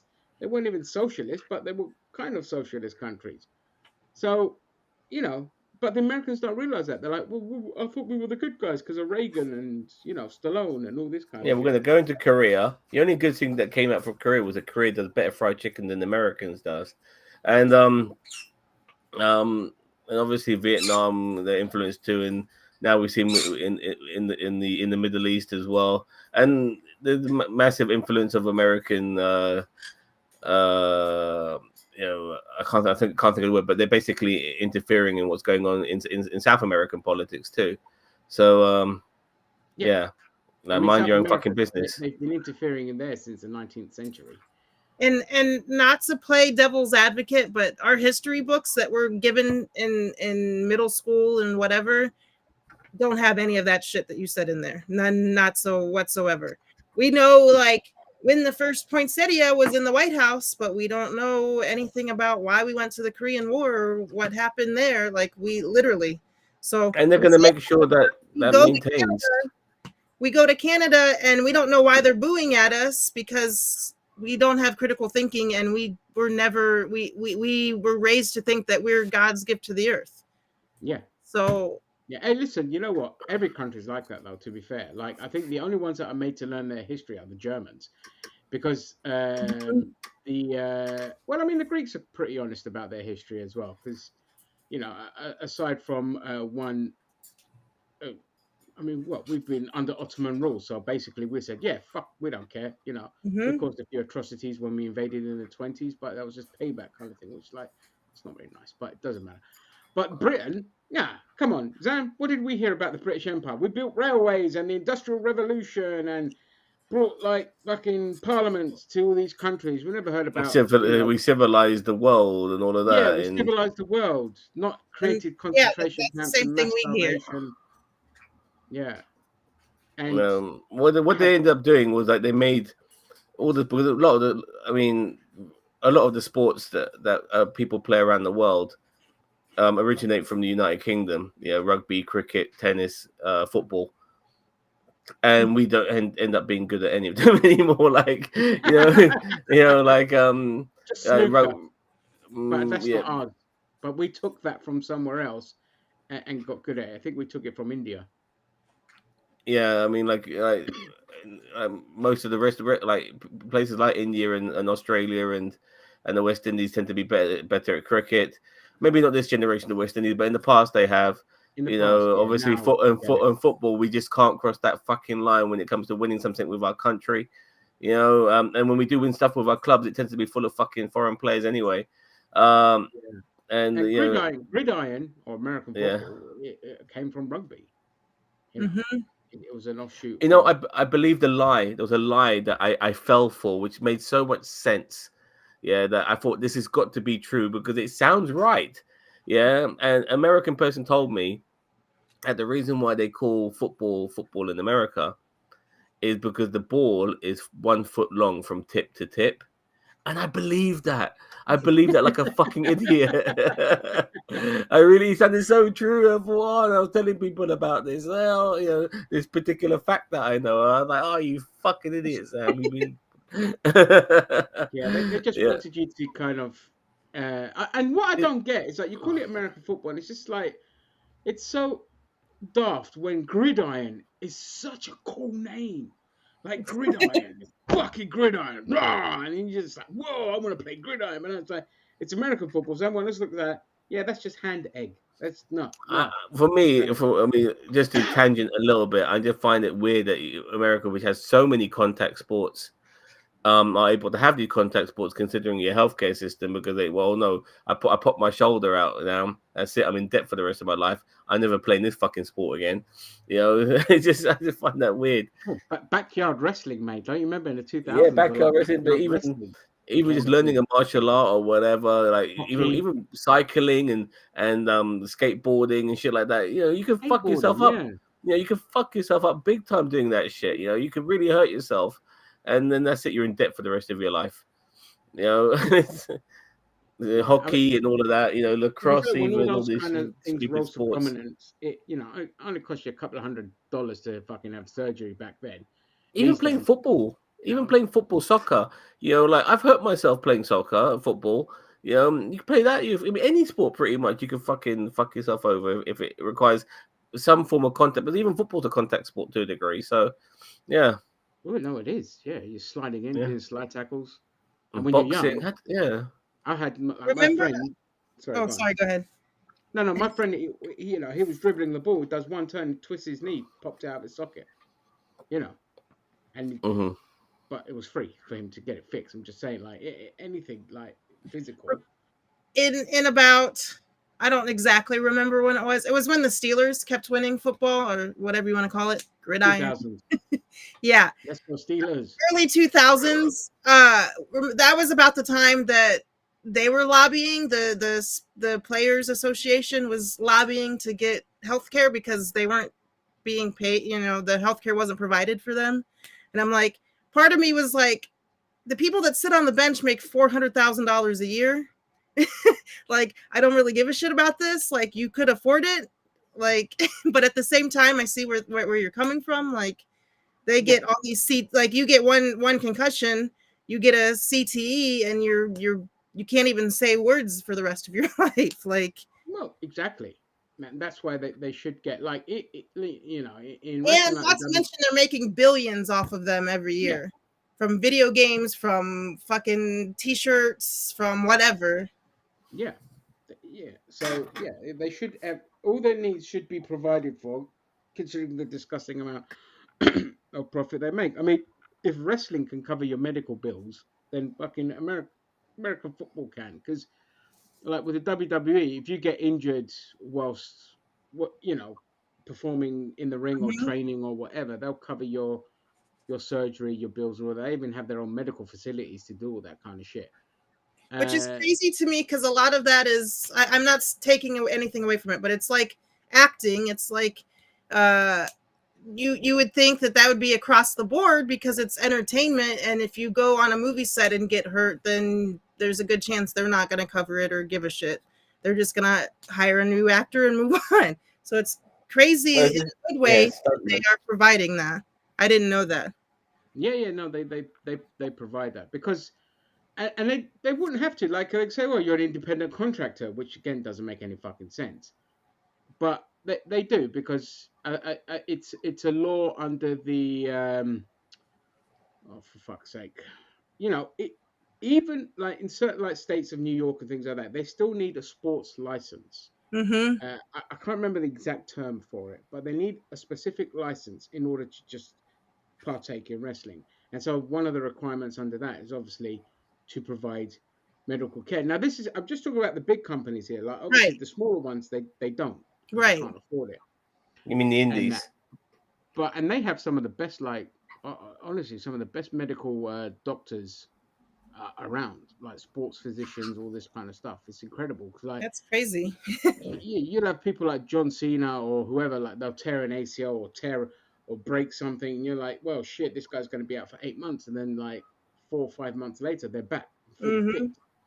So it's just, yeah, Well, I've seen American healthcare when it comes to important people and rich people. My God, it's fucking brilliant. Yeah, like I saw the documentary on Undertaker when you know like some of the surgeries he had to go through and shit like that. It was incredible. Sort of the healthcare coverage that was given to him to make sure that he was available for the next WrestleMania, and same with people like John Cena and stuff like that. These guys are valuable assets. They're not gonna fucking get thrown under the bus like a regular person will. You know, when it comes to them needing healthcare, John Cena is too important. He makes too much fucking money. You know, they're gonna make sure that he gets tip top world class fucking healthcare. I get Americans bragging to me about their healthcare, saying people from abroad come to America to get healthcare. Yeah, well, those people have got fucking money. Yeah, and when you have fucking money, American healthcare is brilliant. It's Mm-hmm. fantastic for people who are wealthy, and that is it. It is shit yeah, but if you're not so got is any fucking money.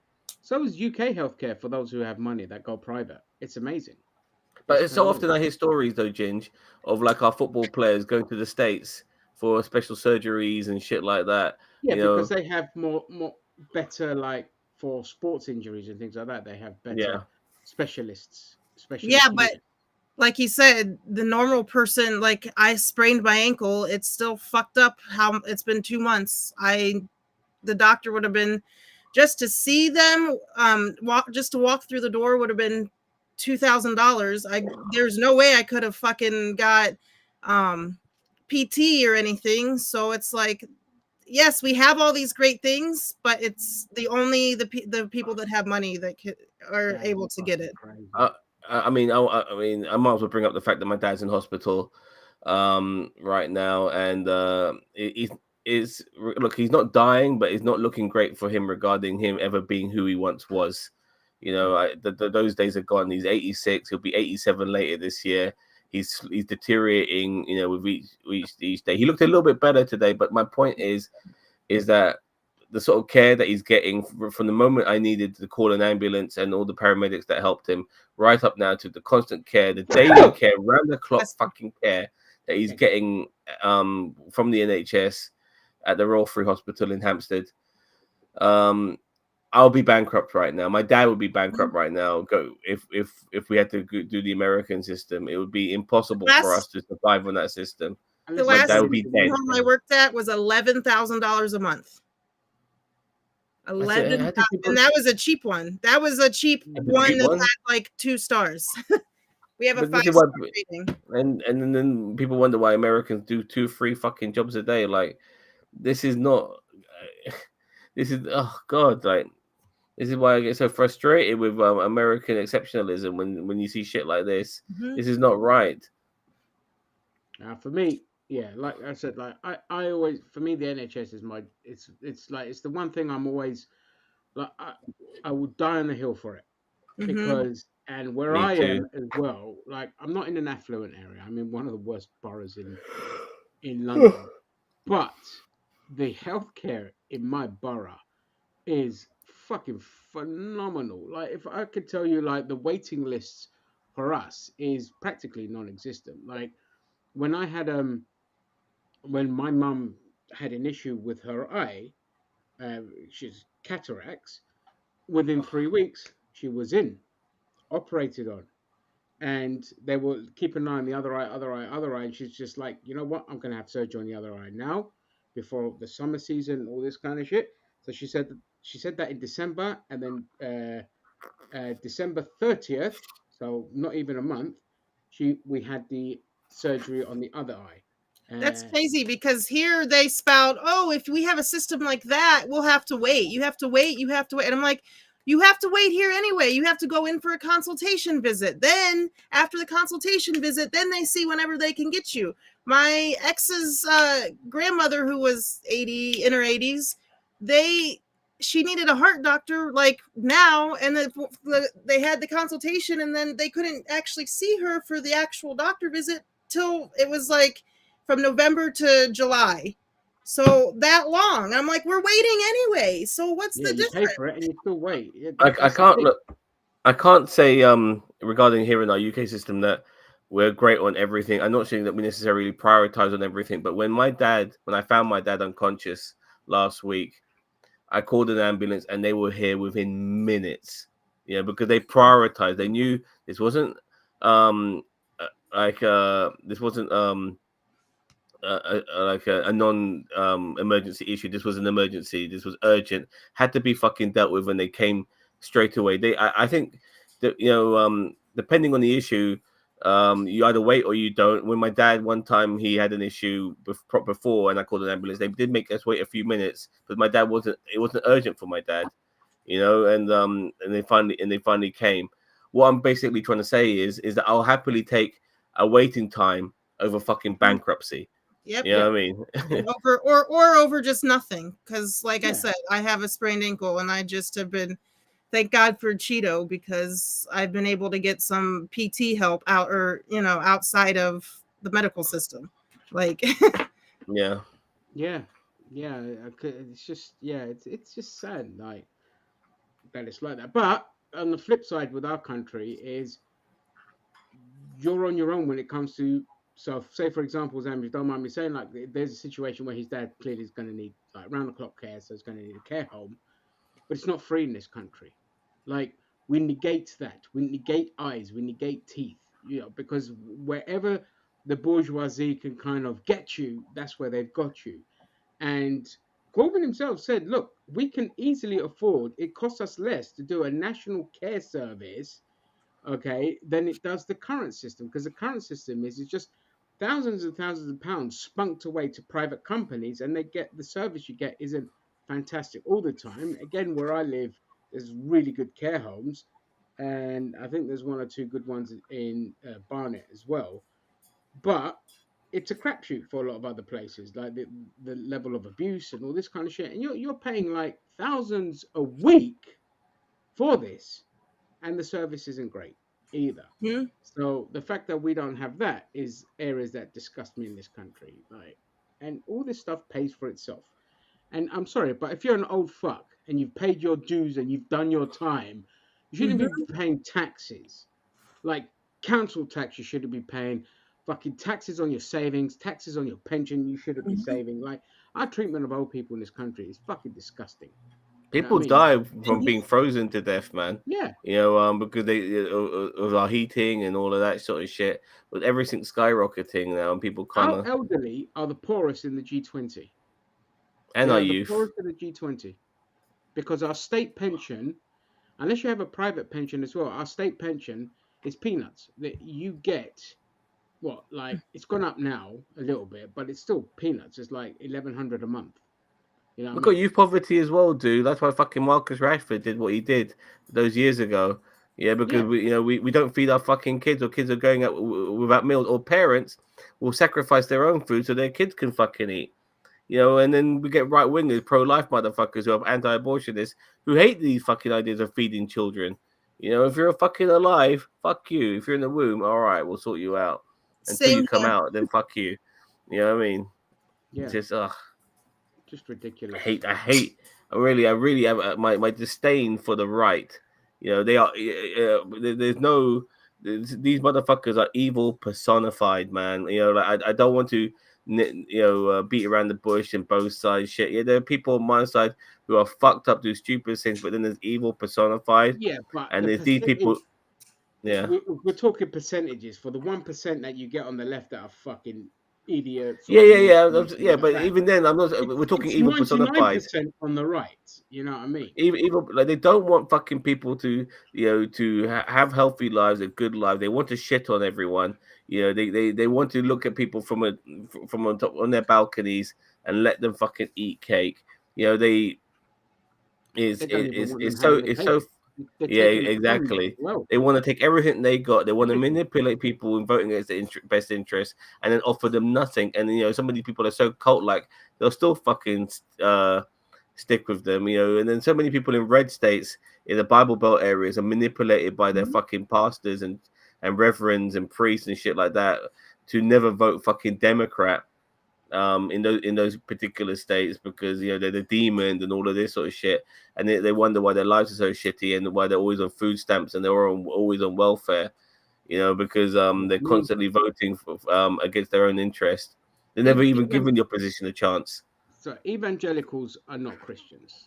They're not. We don't. They're Nobody. con men, they're grifters. They're con men. They're capitalists. That's all they are. Yeah, They I just wish that so we have a 5013C, which is what I think the one that the churches get, so they don't have to pay taxes. As soon as yeah. you say vote for Trump or vote for Obama or vote for whoever, you should lose that. You yeah. I should agree. you should I not. agree. You should have to pay taxes and be Well, like everyone else if you're going to prophesize whatever politician. yeah. I don't think churches should be tax exempt anyway. They never. Yeah, likewise. Yeah. They should be exempt, and there should never ever be any special dispensations given towards religious groups Hmm. at all. They should be the ones that would be like, you know what, sort it out amongst yourselves, pay for everything amongst yourselves, do it amongst yourselves, but I don't want you poisoning the well of our children. I don't want religious schools. Like in this country, I would ban religious schools, which is also what Corbyn said as well. Said there shouldn't be any fucking religious schools. It's just segregating yourselves and Hmm. all this kind of shit. And I just wouldn't have it. Like I have a complete disdain for religion. And another area that I get annoyed with the left is they give too many passes towards Islam because they don't want to be branded or labeled a racist. I'm like, no, no, no, no. All the Abrahamic religions are awful. They're disgusting, and they shouldn't exist. And the Muslim And world, lots of them are against your own ideals. You want to yeah, be pro woman, but you're freaking all up Islam's ass. Like, what are you yeah, doing? it's ridiculous. And the Muslim world was heading towards total secularism in Mm-hmm. the 1950s and 60s and 70s. And then, of course, the Americans and British are like, oh, we can't have this. Socialism? Mm-hmm. Secularism in the Middle East? No, so they're the ones who funded all the And the Islamic fundamentalists Revolution in '77 just changed yeah, and all this everything. kind of shit. And sent the world backwards, like the Muslim world backwards. They would have been far more progressive than we were. Well, in the Middle East was at one point was so advanced in science and stuff like that. Like the in places like Baghdad and stuff like that. The advances was there to be seen, but obviously, I mean, and even more recently, you saw pictures of places like Afghanistan and Iran in the '70s. How progressive they were, but Yeah, no, and these were Muslim countries. yeah. And They were moving towards like complete secularism, like Turkey, but the Americans completely fucking derailed that. Mm-hmm. You know, they completely derailed it. But the fact that in one part of the Middle East, it's had such a wide effect throughout Islam all over the world that even Muslims themselves don't realize, what's changed about their culture, but they don't even know much about their culture, prior to '77. They think how it is now is how it is now. 79. '79, sorry, my bad. Yeah, that's all right. Yeah, they really don't. They have no idea. Like they think what Islam is now is what it's always been. I'm like, no, you are now in the kind of Middle Ages of the Christian world was of this kind of absolute abhorrence towards education and prosperity and all this kind of shit. They And still, homophobic as well, and yeah. and all of that. I give credit where credit is due, though. The one element of tenet, the few tenets that they kept a hold of are the charity stuff and like the kind of interest-free loans, and they still keep a lot of the kind of socialist elements of the Islamic religion, which is crazy to think about. But with that being said, if you go to places like fucking Afghanistan where the Taliban run supreme, that doesn't fucking exist. But in a lot of other places, like even in like Saudi Arabia of all places, fucking Yeah, they get but the residuals from the oil. but the It's hierarchy within Muslim Islamic organizations, where people rule the roost, and they tend to be very Muslimy amongst their citizens. But the moment they'll go to fucking say they'll come here to somewhere in Europe, they're shagging fucking Russian hookers, drinking Jack Daniels, and playing on the yeah, roulette table. Mhm. They're hypocrites. I'm a poker player. I've been to the casino I've been to Victoria Casino in Marble Arch, and there's a massive, massive Middle Eastern contingent of people around there. And I've seen people who are 100% Muslim in that place. There was one fucker who looked like he was coming out of a mosque, was wearing that white robe and stuff like that. He's playing fucking roulette, and he's got a fucking glass of whiskey in his hand. You know what I mean? What the fuck? yeah. It's like the closeted gays. They'll then go home and preach about purity and you shouldn't be doing this. Well, meanwhile, they're all the ones that are fucking doing it all the time. Or they're the ones who are fucking snorting crack off a fucking male hooker's ass and getting butt fucked themselves like Stephen Crowder. Yeah, exactly.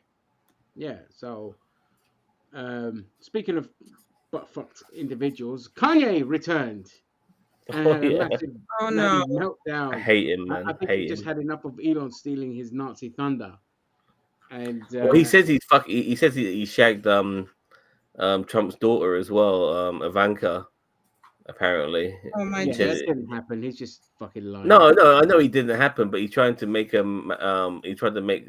But look, just to go quickly. Sorry for stealing your intro, but Kanye West, when it comes to being an artist, hasn't been relevant in years. What new shit has he brought out? Nothing. No songs. Nothing. The guy is so fucking His last useless. album was shit. Why Yeah, is But he worth $2 billion or whatever? I have no uh, idea. That is a question. Yeah. no, it's yeah. It doesn't like they say he's worth that, but worth that in what?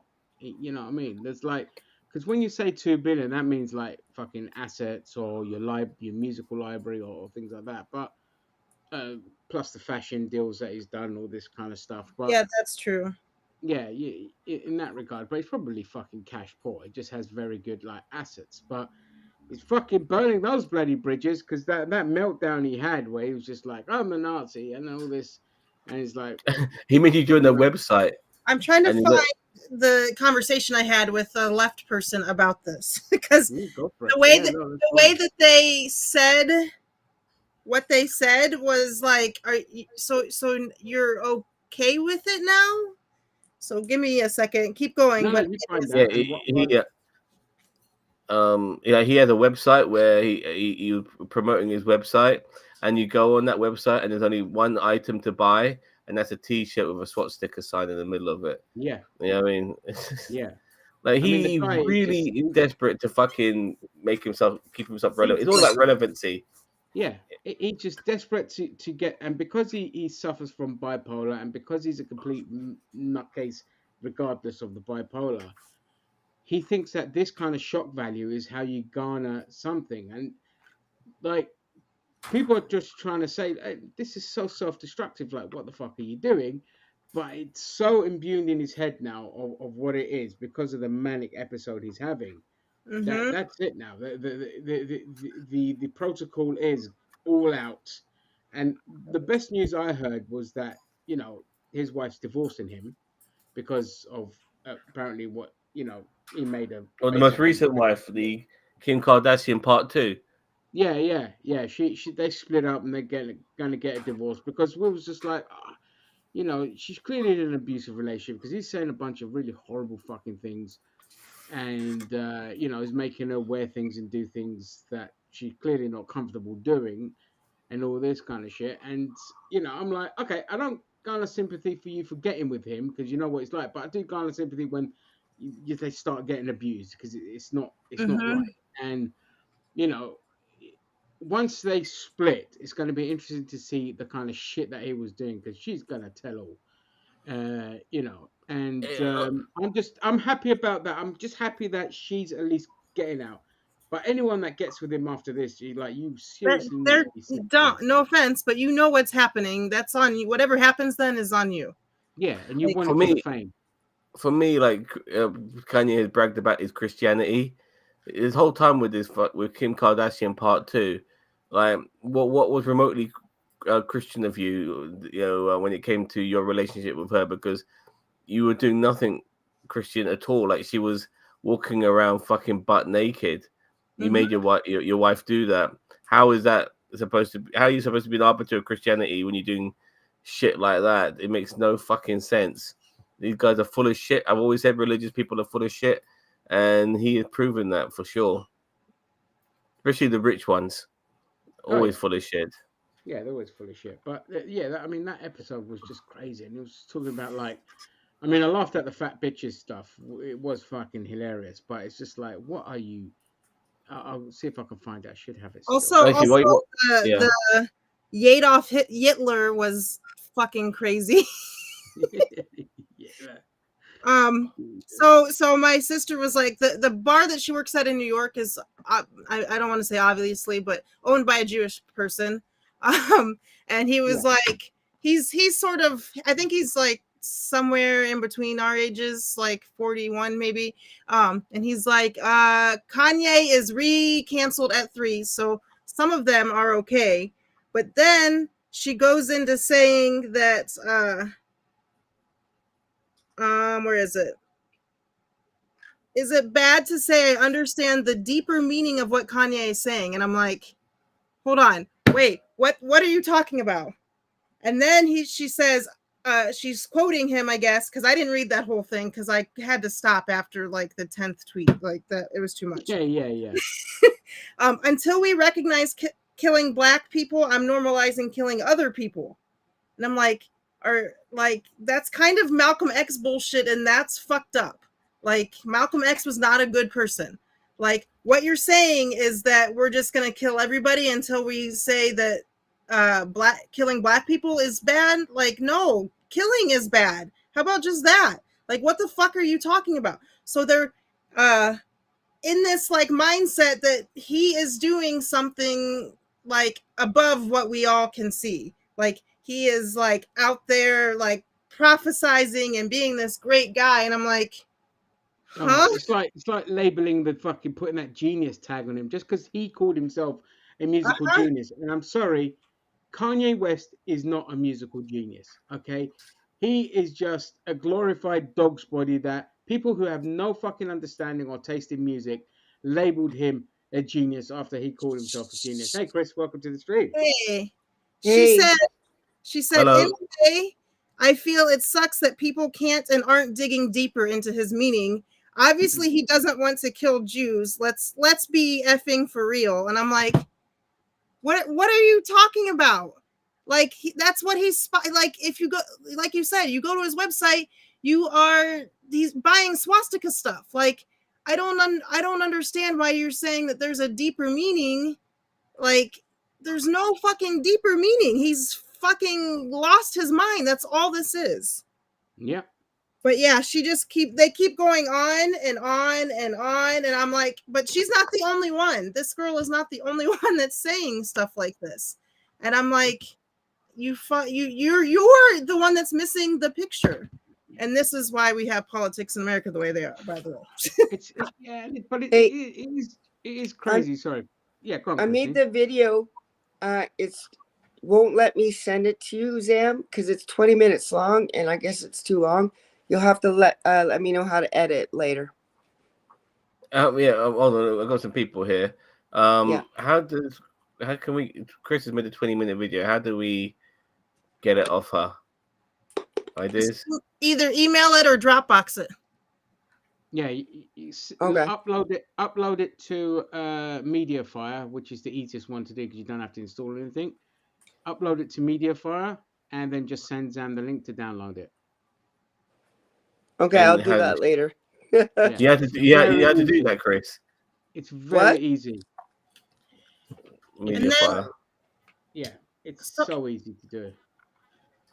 So then I was like, he's the main reason he's doing this is he's feeling irrelevant and he can't stand not being in the spotlight. That's the whole thing with Taylor Swift. That's the whole thing with any of all of that. Yeah. And then she says, he doesn't actually give a fuck about Trump. And even if he does, he has money to do so. And Trump will take any brown or black person, which is true. But so she went on to say something like, he is going to be the one, like if he runs for president, she's going to vote for him. If he does good if he keeps going on this rant, I'm like, but he's saying stuff that is against people, like any kind of people, and that's kind of fucked up right now. Like you can't, there is no deeper meaning beyond Didn't he Kanye's attack his own people as well? Didn't he attack black people as well? I he can't did he remember. does he in that rant he did. Yeah. So like Yeah. I don't understand why all of a sudden the left are deciding, or whatever you want to call them, are deciding to be on his side because he's speaking a deeper meaning. Yeah, I mean, I can't say I've seen anyone on the left take his side. I don't know on the bigger scale, but if there's a few hot pockets, there's, I mean, with all due respect, there's always a black contingent of people that will defend people that they like, no matter what. Mm-hmm. No matter what. When I remember, like, things got so bad when Chris Brown beat the shit out of Rihanna. Mm-hmm. There were black women who I worked with who were defending Chris Brown's actions. Okay, making all excuses. Oh, why was she looking at his phone? Oh, she should be trusting him and all this kind of shit. And she must have done something to provoke it. And it got so bad that I had to call a meeting, a staff meeting, to make people aware about, normalizing abusive behavior and all this kind of shit. Because we work in the care industry at the time. And I'm like, well, hang on a second. If you're thinking that's normal, then you might be thinking that a staff mistreating a student Okay, is I'm normal back. because the student is playing up. Mm-hmm. Yeah, no idea. And so but there's always this contingent. Like I just put in the thing the other day, Michael B. Jordan defending fucking Majors. majors, and I'm like, you know what? That doesn't surprise me. That does not surprise me. I hate to say it, but whenever there's horrible issues to do with mistreatment of women or somebody acting up, they're gonna fucking defend them no matter what. And I don't understand it. It's just this weird kind of thing. What the actual F? I want Don't play to. that clip because that might get us in trouble, Zam. Oh really? Yeah, Oh man, it's a don't- great clip, man. Oh man. don't- All right, yeah, fine, don't fine. play that. That'll get us in Fine. trouble.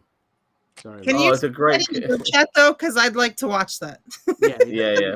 Fine. Christine, yeah. You know, and that's why I get so angry when guys are like, "Why on earth would you can't fight a bear?" And it's like, that's not the point. It's not the point. The point is, if a bear attacks me, people will believe me. The worst thing a bear can do to me is either maul me or kill me. That's it, And then if a bear mauls me, they will go look for that bear and put it down. Yeah. They're not going to sit there going, "Oh, what were you wearing?" Or were you Yeah. giving him attitude to the bear? They're like, "Oh, it's a bear. It's an animal. Fucking kill it." But when it comes to men, they're just like, "Yeah, well, let's see what the woman did to provoke this kind of reaction." Yeah. And I'm like, hang on, there was a 14-year-old girl that just got sexually assaulted when she got off a bus in my area last week. Yeah, that bitch was asking for it, apparently. You know what I mean? And you see the comments, and the comments are going to go two ways. The comments are either going to be like, "Oh, look, it's a typical fucking suspect. I bet he's black, or I bet he's bloody Eastern European, or I bet he's brown," and all this kind of shit. And then when they're white, they're like, "Go away," kind of thing. Or the thing is, "Oh, what was she doing? She was asking for it. She was clearly wearing something provocative and all this kind of shit." And it's just like, oh, you can't fucking win. You can't win. So I When want to in put down the fucking people defending these people as much as the people doing the crimes. when in reality, anyone. Now, I'm not suggesting people do this because I don't want to see your itsy bitsy parts. Should technically, I should be able to walk naked through the streets and not be accosted or raped, because you don't have permission to touch me. That's the point. It doesn't matter if I'm wearing nothing or everything. And that whole argument saying, oh, what were you wearing? If that actually had anything to do with people getting ARD, then there would be no history of nuns being ARD. There'd be no history of women in hijabs being ARD.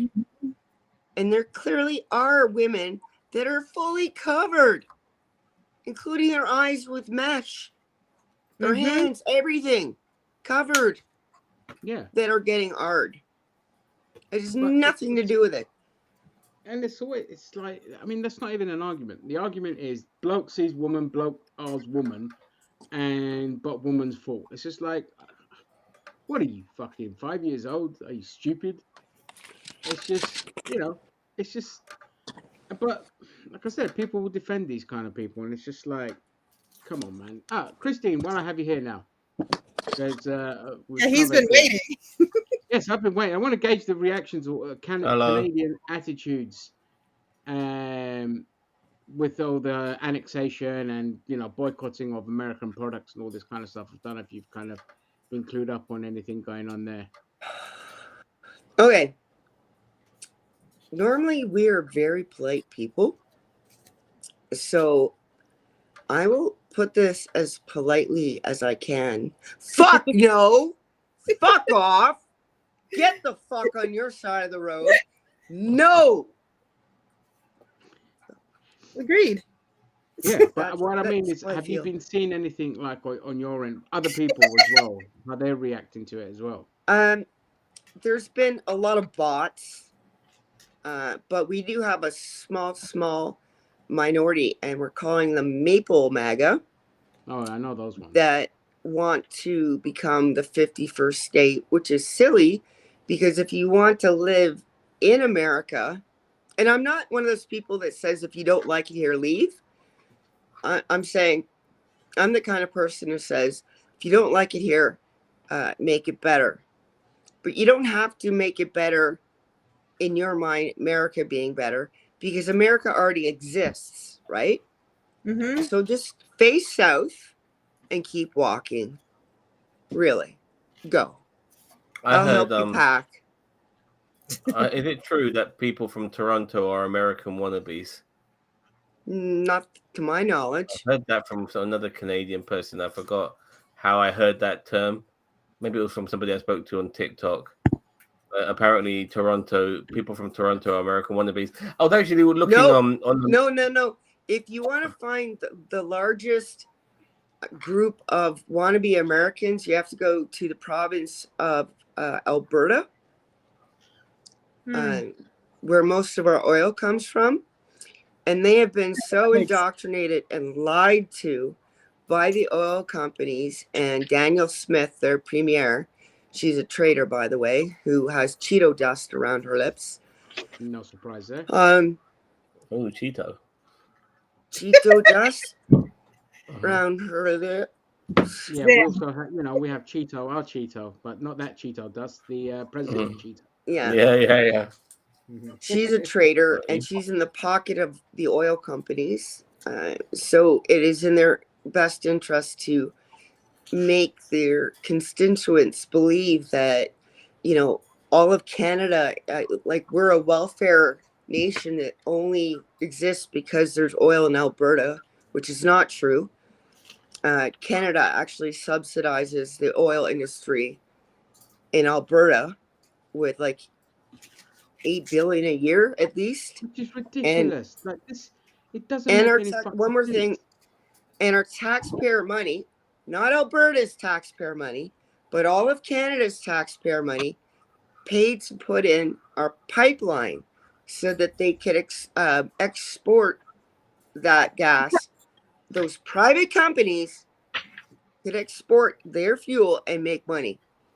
That was our taxpayer money. So they've been lied to. They've been told that we're sucking their tit for money and that we're, the welfare babies and that they have all the money.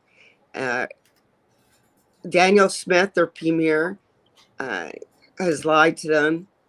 Pierre Poilievre, the leader of the opposition, who's a dick, has lied to them. And the oil companies are actively putting out these commercials all of a sudden around election time, talking about what if one day the oil just wasn't there and the electricity turned off? They'll How leave you would your alone. life be affected?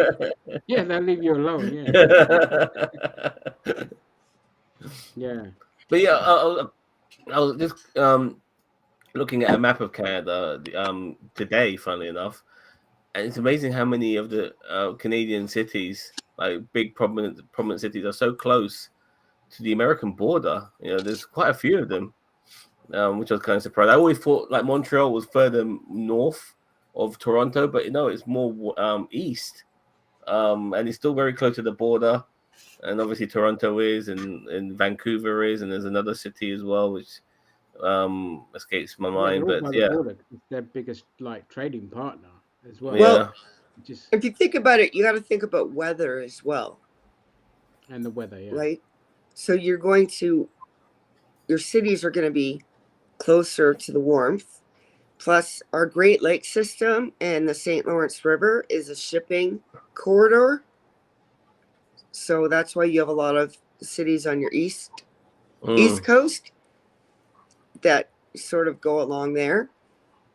yeah. Yeah, you're not And then, totally divided by water, but there is obviously a lot of water dividing you guys. well, we have the most natural. We have the most fresh water of any country, and my province has the most of all the provinces. And I was saying this decades ago. They're going to come for our water. And there was a newscaster like in the 80s, and she was such a ditz. Her male cohort said something about us having fresh water and it having a resource, and us and America and stuff like that. She's like, oh, but we're safe, we have water. And he's like, you just implied like the states could come here and take it, right? But it's not the government that's doing it. For instance, Nestle has bought up water rights all through Ontario, so much so that in the Oro region, it's a municipality, I think, or whatever. It's on Highway 11 south of me. They said, we're going to take this much water only per year. Don't worry, your wells won't run dry. Guess which wells are not producing water for the locals there?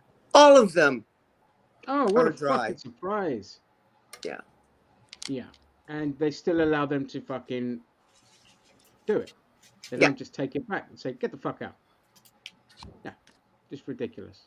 Fucking companies like Nestle doing nothing. Cool. Zam, do you want to move on to TikTok treasures before I move No, on to we'll do that another time. Okay. Actually, Yep, that's fine. No problem. sorry, I got a phone call. 1 sec. Yeah, okay, mate. All right. So, just moving on to film and TV stuff. God damn it, I lost my list. But we had the trailer of Fantastic Four that dropped last week. Looks all right. It's by the numbers. Galactus attacking, another kind of throwaway villain that's going to be there as well. But I do love. I'm such a whore for retro futurism looks that I think I'm just going to enjoy watching the environment that they're in more than whatever happens in the films. Don't know if you guys saw the trailer. Your thoughts on that? Winnie, I got to you, then Christine. I don't know that much about any of this, so but I did like the Fantastic Four cartoon growing up. I don't know if that matters. Yeah. So I'm kind of yes. So I'm kind of excited for this. Like, I don't really watch any of these anymore because they're all the same shit over and over again, in my opinion. And I know Yep. you're going to come for me, but Nope. I'm excited about this one. If anything, it's just for nostalgia's sake. I don't know any details like you do, but just for No, that's nostalgia's fine. sake. Christine, and then I'll come to you, Zam. I could care less. I'm not gonna watch it. All right, Zam. So we're talking about Fantastic Four or Marvel in Yes, general. sir. Yeah. No, it's Fantastic Four. I'm looking forward to this. Look, third time's a charm. You know, even though this is the fourth Fantastic Four movie, but in the sense of regarding characters and all of that, third time's a charm. So I'm hoping that they get it right this time round. Not too impressed with the Thing's voice, but other than that, you know, everything else seems to be interesting. I think the MCU's glory days are behind us, but if we get the odd diamond here or there, I'm totally fine with that. Happy to talk Captain America: Brave New World if you guys want. Yes, in a second. No I problem. just shit, I lost my track. No, Zam, I mean, I'm with you on that. I think its glory days are behind it. I don't think it's going to capture. It's only going to. My fear, sadly, as well, is that they're going to look at that kind of attitude and they'll be like, okay, fine, we're just going to need to grab the snappy moments. So more Deadpool, more Wolverine, Okay, more this, more that. one quick thing. Captain America, all this One shit. quick thing. Somebody made a really good explanation of this, saying that Endgame is like playing a video game and finishing the main story, and everything else after that feels like side quests. And that was a fantastic explanation. Lovely. Yeah, yeah. Sorry, That's phone call. great. That's absolutely true. Regarding that. But also, yeah, I just got done watching Captain America: Brave New World. I'll wait for Zam to come back on that. Don't know if you guys have seen that yet. I'm seeing it. My first ever non-documentary movie at an IMAX theater. I'm going to see it on Monday in an IMAX theater, so I'm kind of excited. I don't know if you it's good, but okay. Well, You- I won't. I'll make you sure can Zam do more spoilers. than me. I don't care about spoilers, so you can do Okay, that. well, we'll still avoid the spoilers anyway, because a lot of people wouldn't have seen it. So we're not going to talk spoilers, guys, and all this kind of stuff. But I'll just say I watched it and it was bland, just bland. Like it's not a bad film, but you can't have five writers write such a bad script where it's just all exposition. It's constant exposition, treating the audience like they're a bunch of fucking morons, and it's just like, what are you doing? It's like character walks on screen, must do half an hour of exposition, then we can go into the next bit. And it was also like it was just the best way to describe it is it's just for me it was just bland. Like it's not gonna rock the world. I like Anthony Mackie, but he's not a leading man. I'm sorry. It is Is it they've like given him a all five of character with those no writers charisma. like wrote one What? part and then they stuffed it together? Say that again? I said, is it like all five of those writers wrote 1/5 of the movie and then they just pushed it together? No, they just had a lot of reshoots and redos and going back to the board and all this kind of stuff. And it was just like, I'm sorry, but it's the first inclination of this must have been so bad that they went back and did all the reshoots. But this is what we get left with. Like Harrison Ford just phoning it in, fucking, annoying sidekick doing all the quippy, stupid, crappy, jokey parts. And then you have the MCU's version of was basically supposed to be, which is called Sabra in the comics. It's like Israeli, which is a fucking tone deaf name. She's an Israeli, like Captain Israel type character. That's fine back then. She was created back in that kind of era and all of that. But in this one, they do change her origin stories. That's not the bit. I'm not going to sit here and nitpick about, Israeli being, America, Israel. That's always going to be the thing. It's the fact that the actress is like this tweedy little 4 foot actress, and that's supposed to be like some kind of badass, like toughie. She couldn't fucking throw a twig, let alone overthrow guys that are 6'5". And I like this actress. Like she was. If you haven't seen it, she did a series back in 2020 called Unorthodox, and it's brilliant. I think it's on Netflix. I think that's where I saw Amazon or Netflix, and it's basically about just women being trapped in the kind of Orthodox religion, the Jewish Orthodox religion, and how they kind of feel about that. And it's about Oh, this I one saw woman's that. escape from that. Yeah, you've seen that. It's brilliant. It's really good. And I love that actress. But I don't believe her as somebody who's a fucking special agent and a former, She she looks like know, she belongs in a David Lynch movie. You know yeah, what I mean? I can exactly. imagine her dancing like that in fucking Twin Peaks, the Yeah, remake. she's You know what I she's mean? very like unique looking and tiny and dainty and all this kind of thing, but a wonderful actress. Like again, if you watch Unorthodox, she's fabulous in that, but just not believable. And that's like my biggest gripe. Not the fact that she's Israeli and all that kind of shit. I couldn't care less because it's MCU and all this kind of shit. But I I'm just saying like no spoilers. Just saying just in Yeah, no general. spoilers. I watched the film twice, and I have to admit, I had a better time with this movie the second time watching it. I'm happy that some issues of mine that have griped me for years were resolved in this, but at the same time, as we all know, there were reshoots, and no Seth Rollins in this film. Sorry for that spoiler. I apologize. Yeah, but there were reshoots, and it has affected the film to a degree that you think to yourself, "This doesn't make sense. Why is this happening? This doesn't Yeah, make sense." You know, all of these sort of all over things. the place. Um, I feel really sorry for Anthony Mackie because I want to see Sam Wilson's Captain America. This is I think it's fundamental that we have him as Captain America in at this moment in time, and this wasn't necessarily the best offering for him. But I'm trying to look at the film objectively, and I had an okay time with it. It's definitely not. People mark it down as one of the worst MCU films. I'm sorry, there are No, far worse MCU yeah, movies than this one. Uh, Eternals is not as good as this. Thor: Love and Thunder isn't as good as this. I would say probably the Marvels isn't good as this. Shang-Chi isn't a fucking oh as no, I good wouldn't as go this. that far. No, Shang-Chi was good apart No, from the final act. Shang-Chi once it became mystical, I stopped liking it. Okay. You know, But no, I he should would have been rank more gangster like than fucking mystical.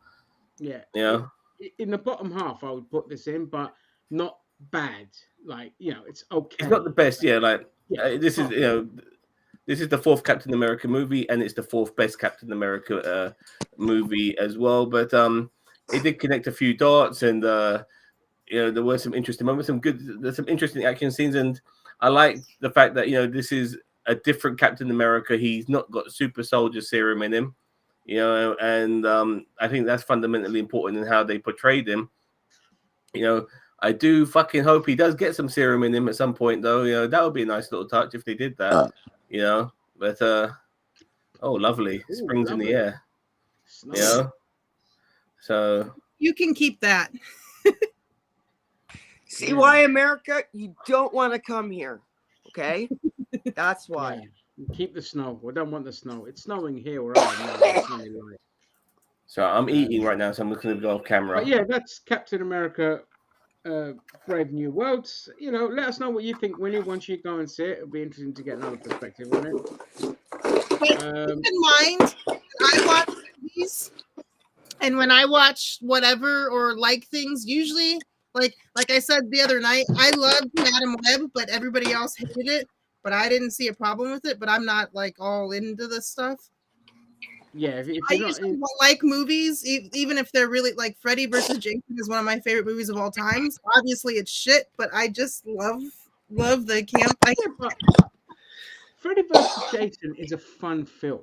It has elements like Kelly Rowland getting smashed with a fucking Yes. sledgehammer into a tree or wherever it was, Yes.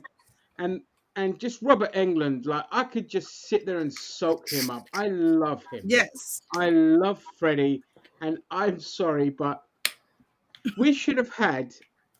I know this sounds crazy, but we should have had a Nightmare on Elm Street sitcom, like a dark comedy. That type would have been thing. awesome.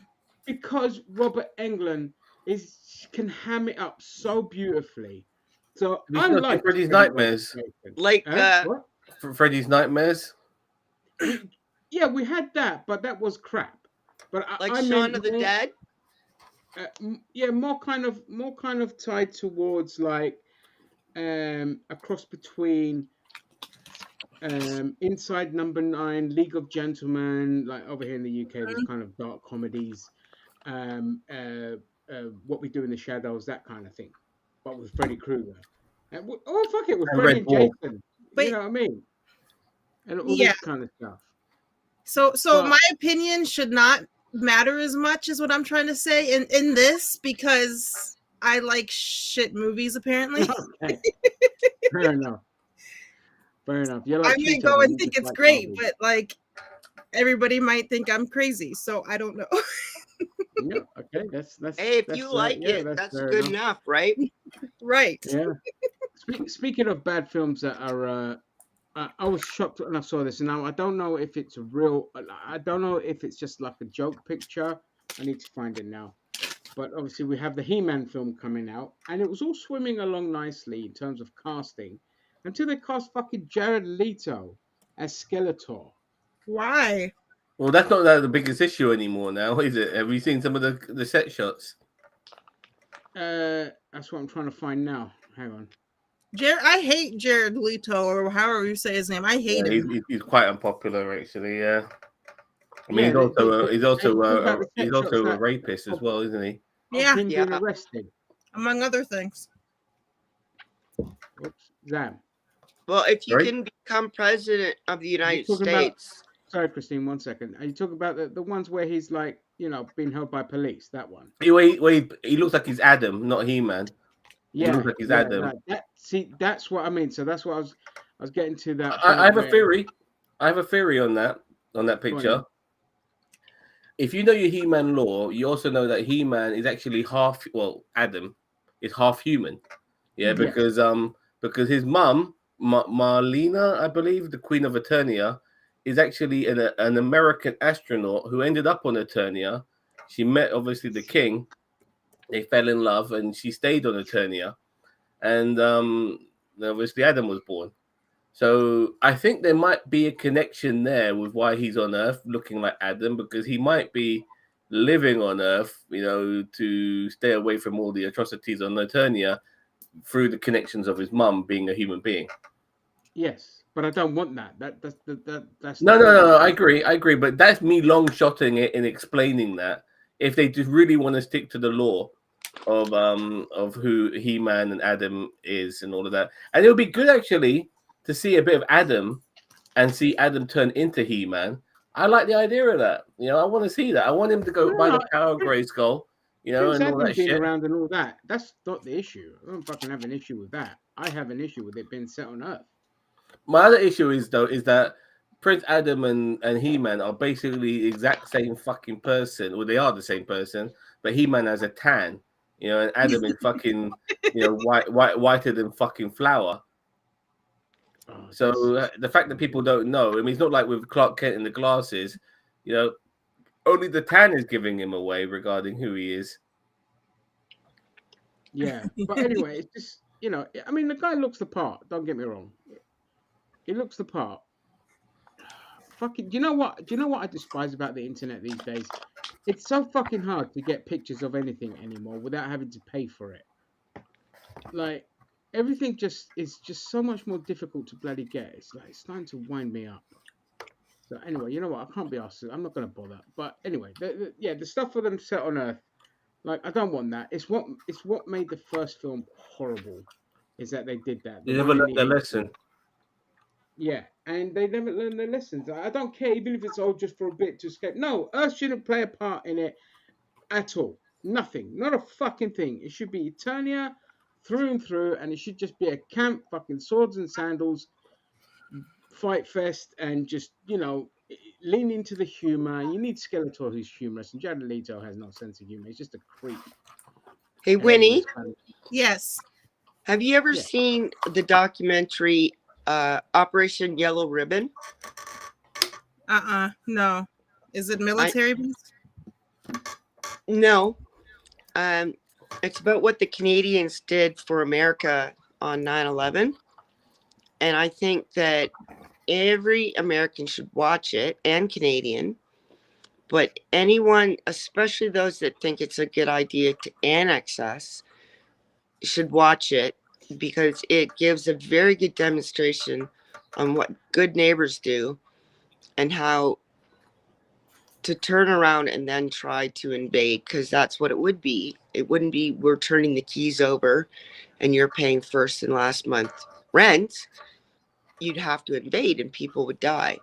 And what we did and what we gave up on that day was extraordinary. And I'm very proud of what happened.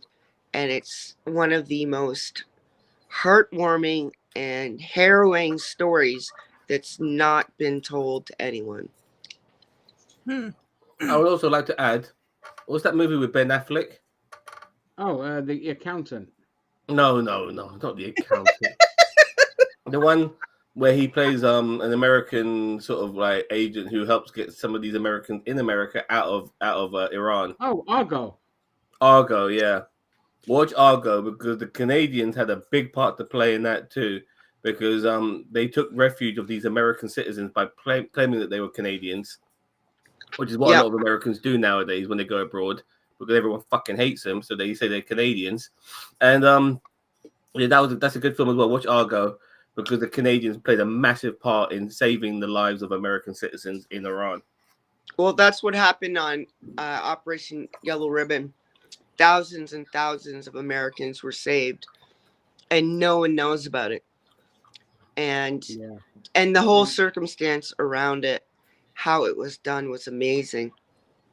I remember going to Belgium in Nijmegen, and I walked up to the counter of a hotel and I was checking in, and the woman was so rude to me. Like, I stunk like shit. And then she's like, passport? Because at hotels overseas, they want to see your passport and have it on record. So I put it down and she's like, oh, you're Canadian. Like, all of a sudden, it was like, oh. But it did help that Canada liberated most of Belgium during the Second World War. So, yeah, I mean, yeah. Like, B, we know Trump is not going to annex Canada. He's a fucking idiot. He just talking out of his ass. Yeah, but it's insulting. It is insulting. I'm not pushing that away. I'm just saying Trump is. And it's still it's screwing with our politics right now and our leadership race. The U.S. military couldn't even beat a bunch of fucking Arabs in the middle of the fucking desert. They're not going to take out the Canadians, who have one of the strongest militaries in the world. But they're in for a rude awakening as well. You know, it will be Russia, Ukraine, in the Western Hemisphere. You know, it would be that level of craziness, and you're fighting your friends. Yeah. Yeah. Yeah. It's ridiculous. And like, how far does it go? Like, I mean, like, you know, American military personnel, do they really want to go to war with Europe? You know, where their ancestors come from? You know, do they want to fight against their allies? It's just so weird. Most of the military, and I'll get to the point. Outside, most of the military looks like me, or darker, or Hispanic. We're not fighting Mexico. We're not like they were pissed when I was in, because I was like, they would just say random things like, hey, what happens if we do this? And I'm like, I'm not fighting that. Like, we had to take civil disobedience, and like one time we had to go into DC because to help with one of the inaugurations, and we might have to take down. I'm like, I'm not taking down my own people. And do you know how many people that were my age that were like saying the same thing? They're not going to do that. Yeah. And there's such thing as legal and illegal orders. Just Look, because, like Abu Ghraib, or however you say that. Abu Ghraib. Yeah. There were illegal orders. They were doing stuff because her captain told her to do stuff, and then it was all really fucked up. And war fatigue as well plays a part, in my opinion. I think Americans are just fed up of fucking fighting all the time. You know? Yeah, I mean, even within the IDF, there's a lot of dissension, and again, the media aren't focused on it, except for Haaretz, who is like. And there's no reason to put tariffs in. Of the war, and they're just like, no, we're not going to fucking expand it's anymore. The only way he could show his little dick off. That's the only thing I can think. Yeah. I must distract. But the tariffs, it's so retarded, because I'm sorry I used that word. The last time tariffs were used was during the Great Depression, it only made it worse because then the trade war began. Mm-hmm. And his excuse for tariffs is that we're making more off them, Canadians, than Americans are, and that their deficit is greater. Yes, the number is bigger, but that's not how you measure the deficit. Mm-hmm.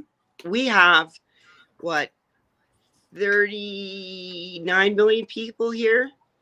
And if you divide our deficit by that number, our individual deficit per person, and then you take the deficit of America and divide it by the 400 million people, you've actually are better off. But they won't tell you that.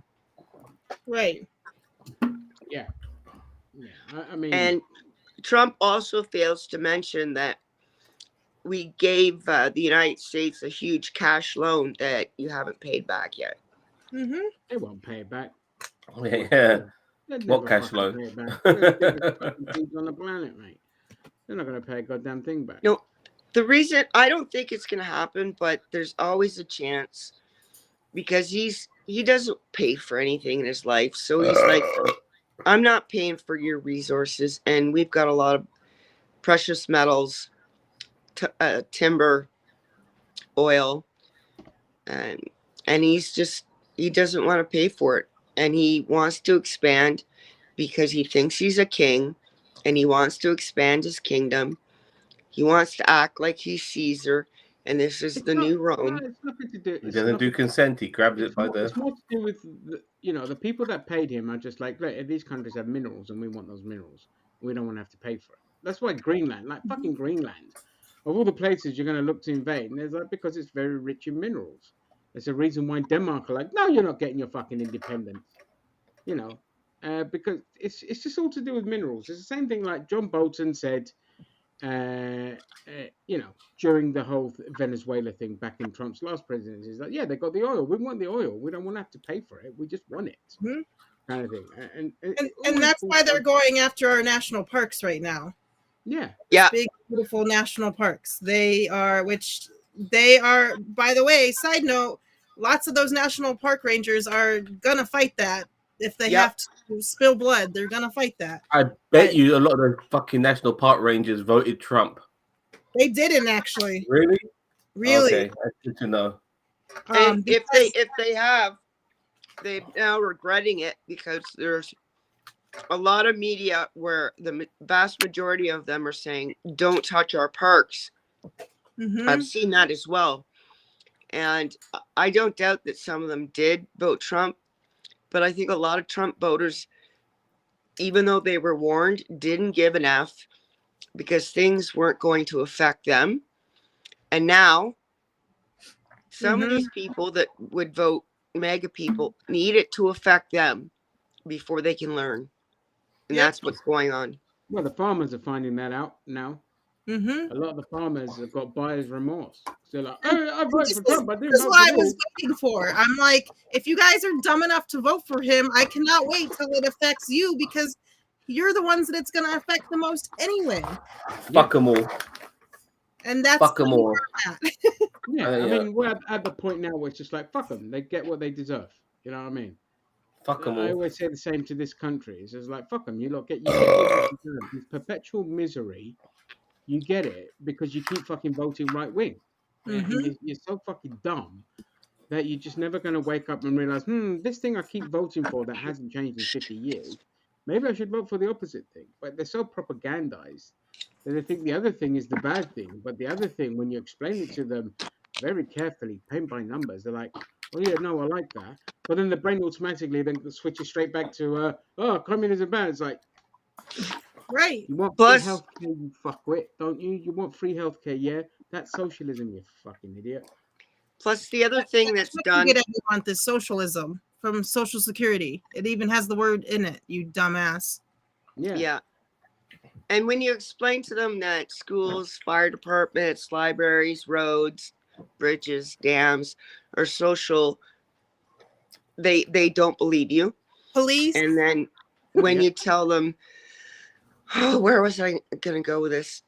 there's a lot of mega voters that are only voting on one issue, because you've got your hardcore evangelical Christians that are told they'll go to hell if babies, quote unquote, continue to die. And it doesn't matter what else that party is going to put in. If they're the party that says they're going to stop that, that's who you will vote for. Your eternal soul is on the line. Yeah. So It's fucking there's about ridiculous. Then those 70 same million. people turn around and say, "Oh my God, the bishop practiced the sin of empathy."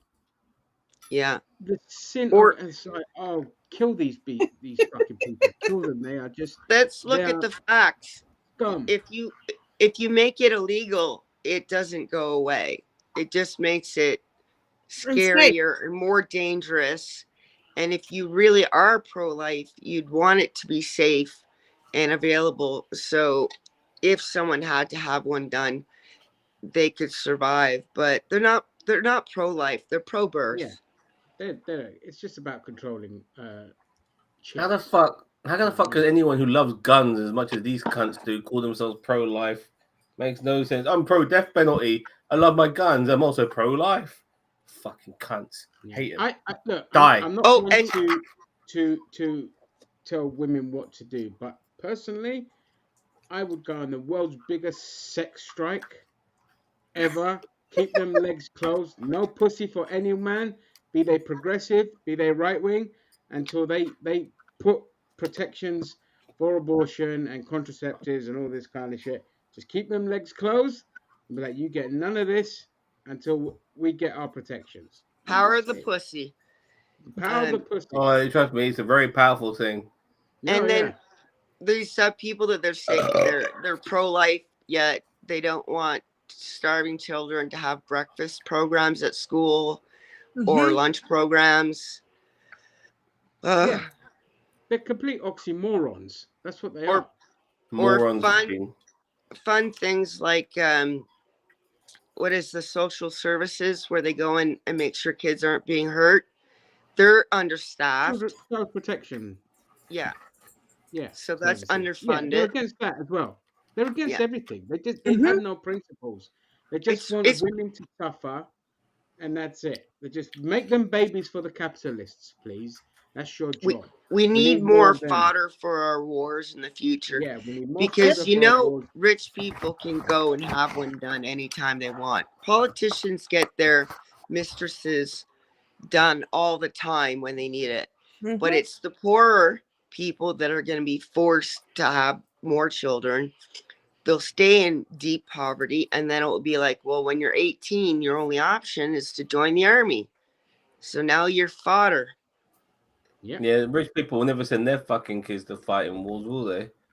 No. Twats. Hate No, 'em. and I'd make that rule. I'd be like, okay, anyone who's clamoring for war, tell you what, you send your kids, you go yourself, Mhm. and see how that goes. And then if things get worse, we'll send our lot in. It's just like, Oh, it's always I'm excuses the war. exact product of that. Like, I was in foster care because, which sucks. I don't know if it sucks there too, but like, Yeah, it sucks here too. I was in foster care. I was like, they were like, hey, when you're 18, you're going to be royally fucked because nobody saved any money for you and nobody taught you how to use money.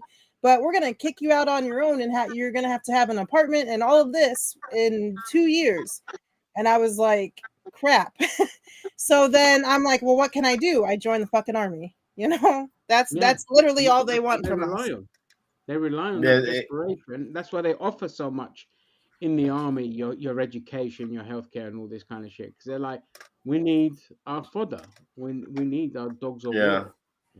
war. That's why I don't think you'll get healthcare, because as long as they need people in the military, they won't offer public healthcare, because then our people Yeah, join the military.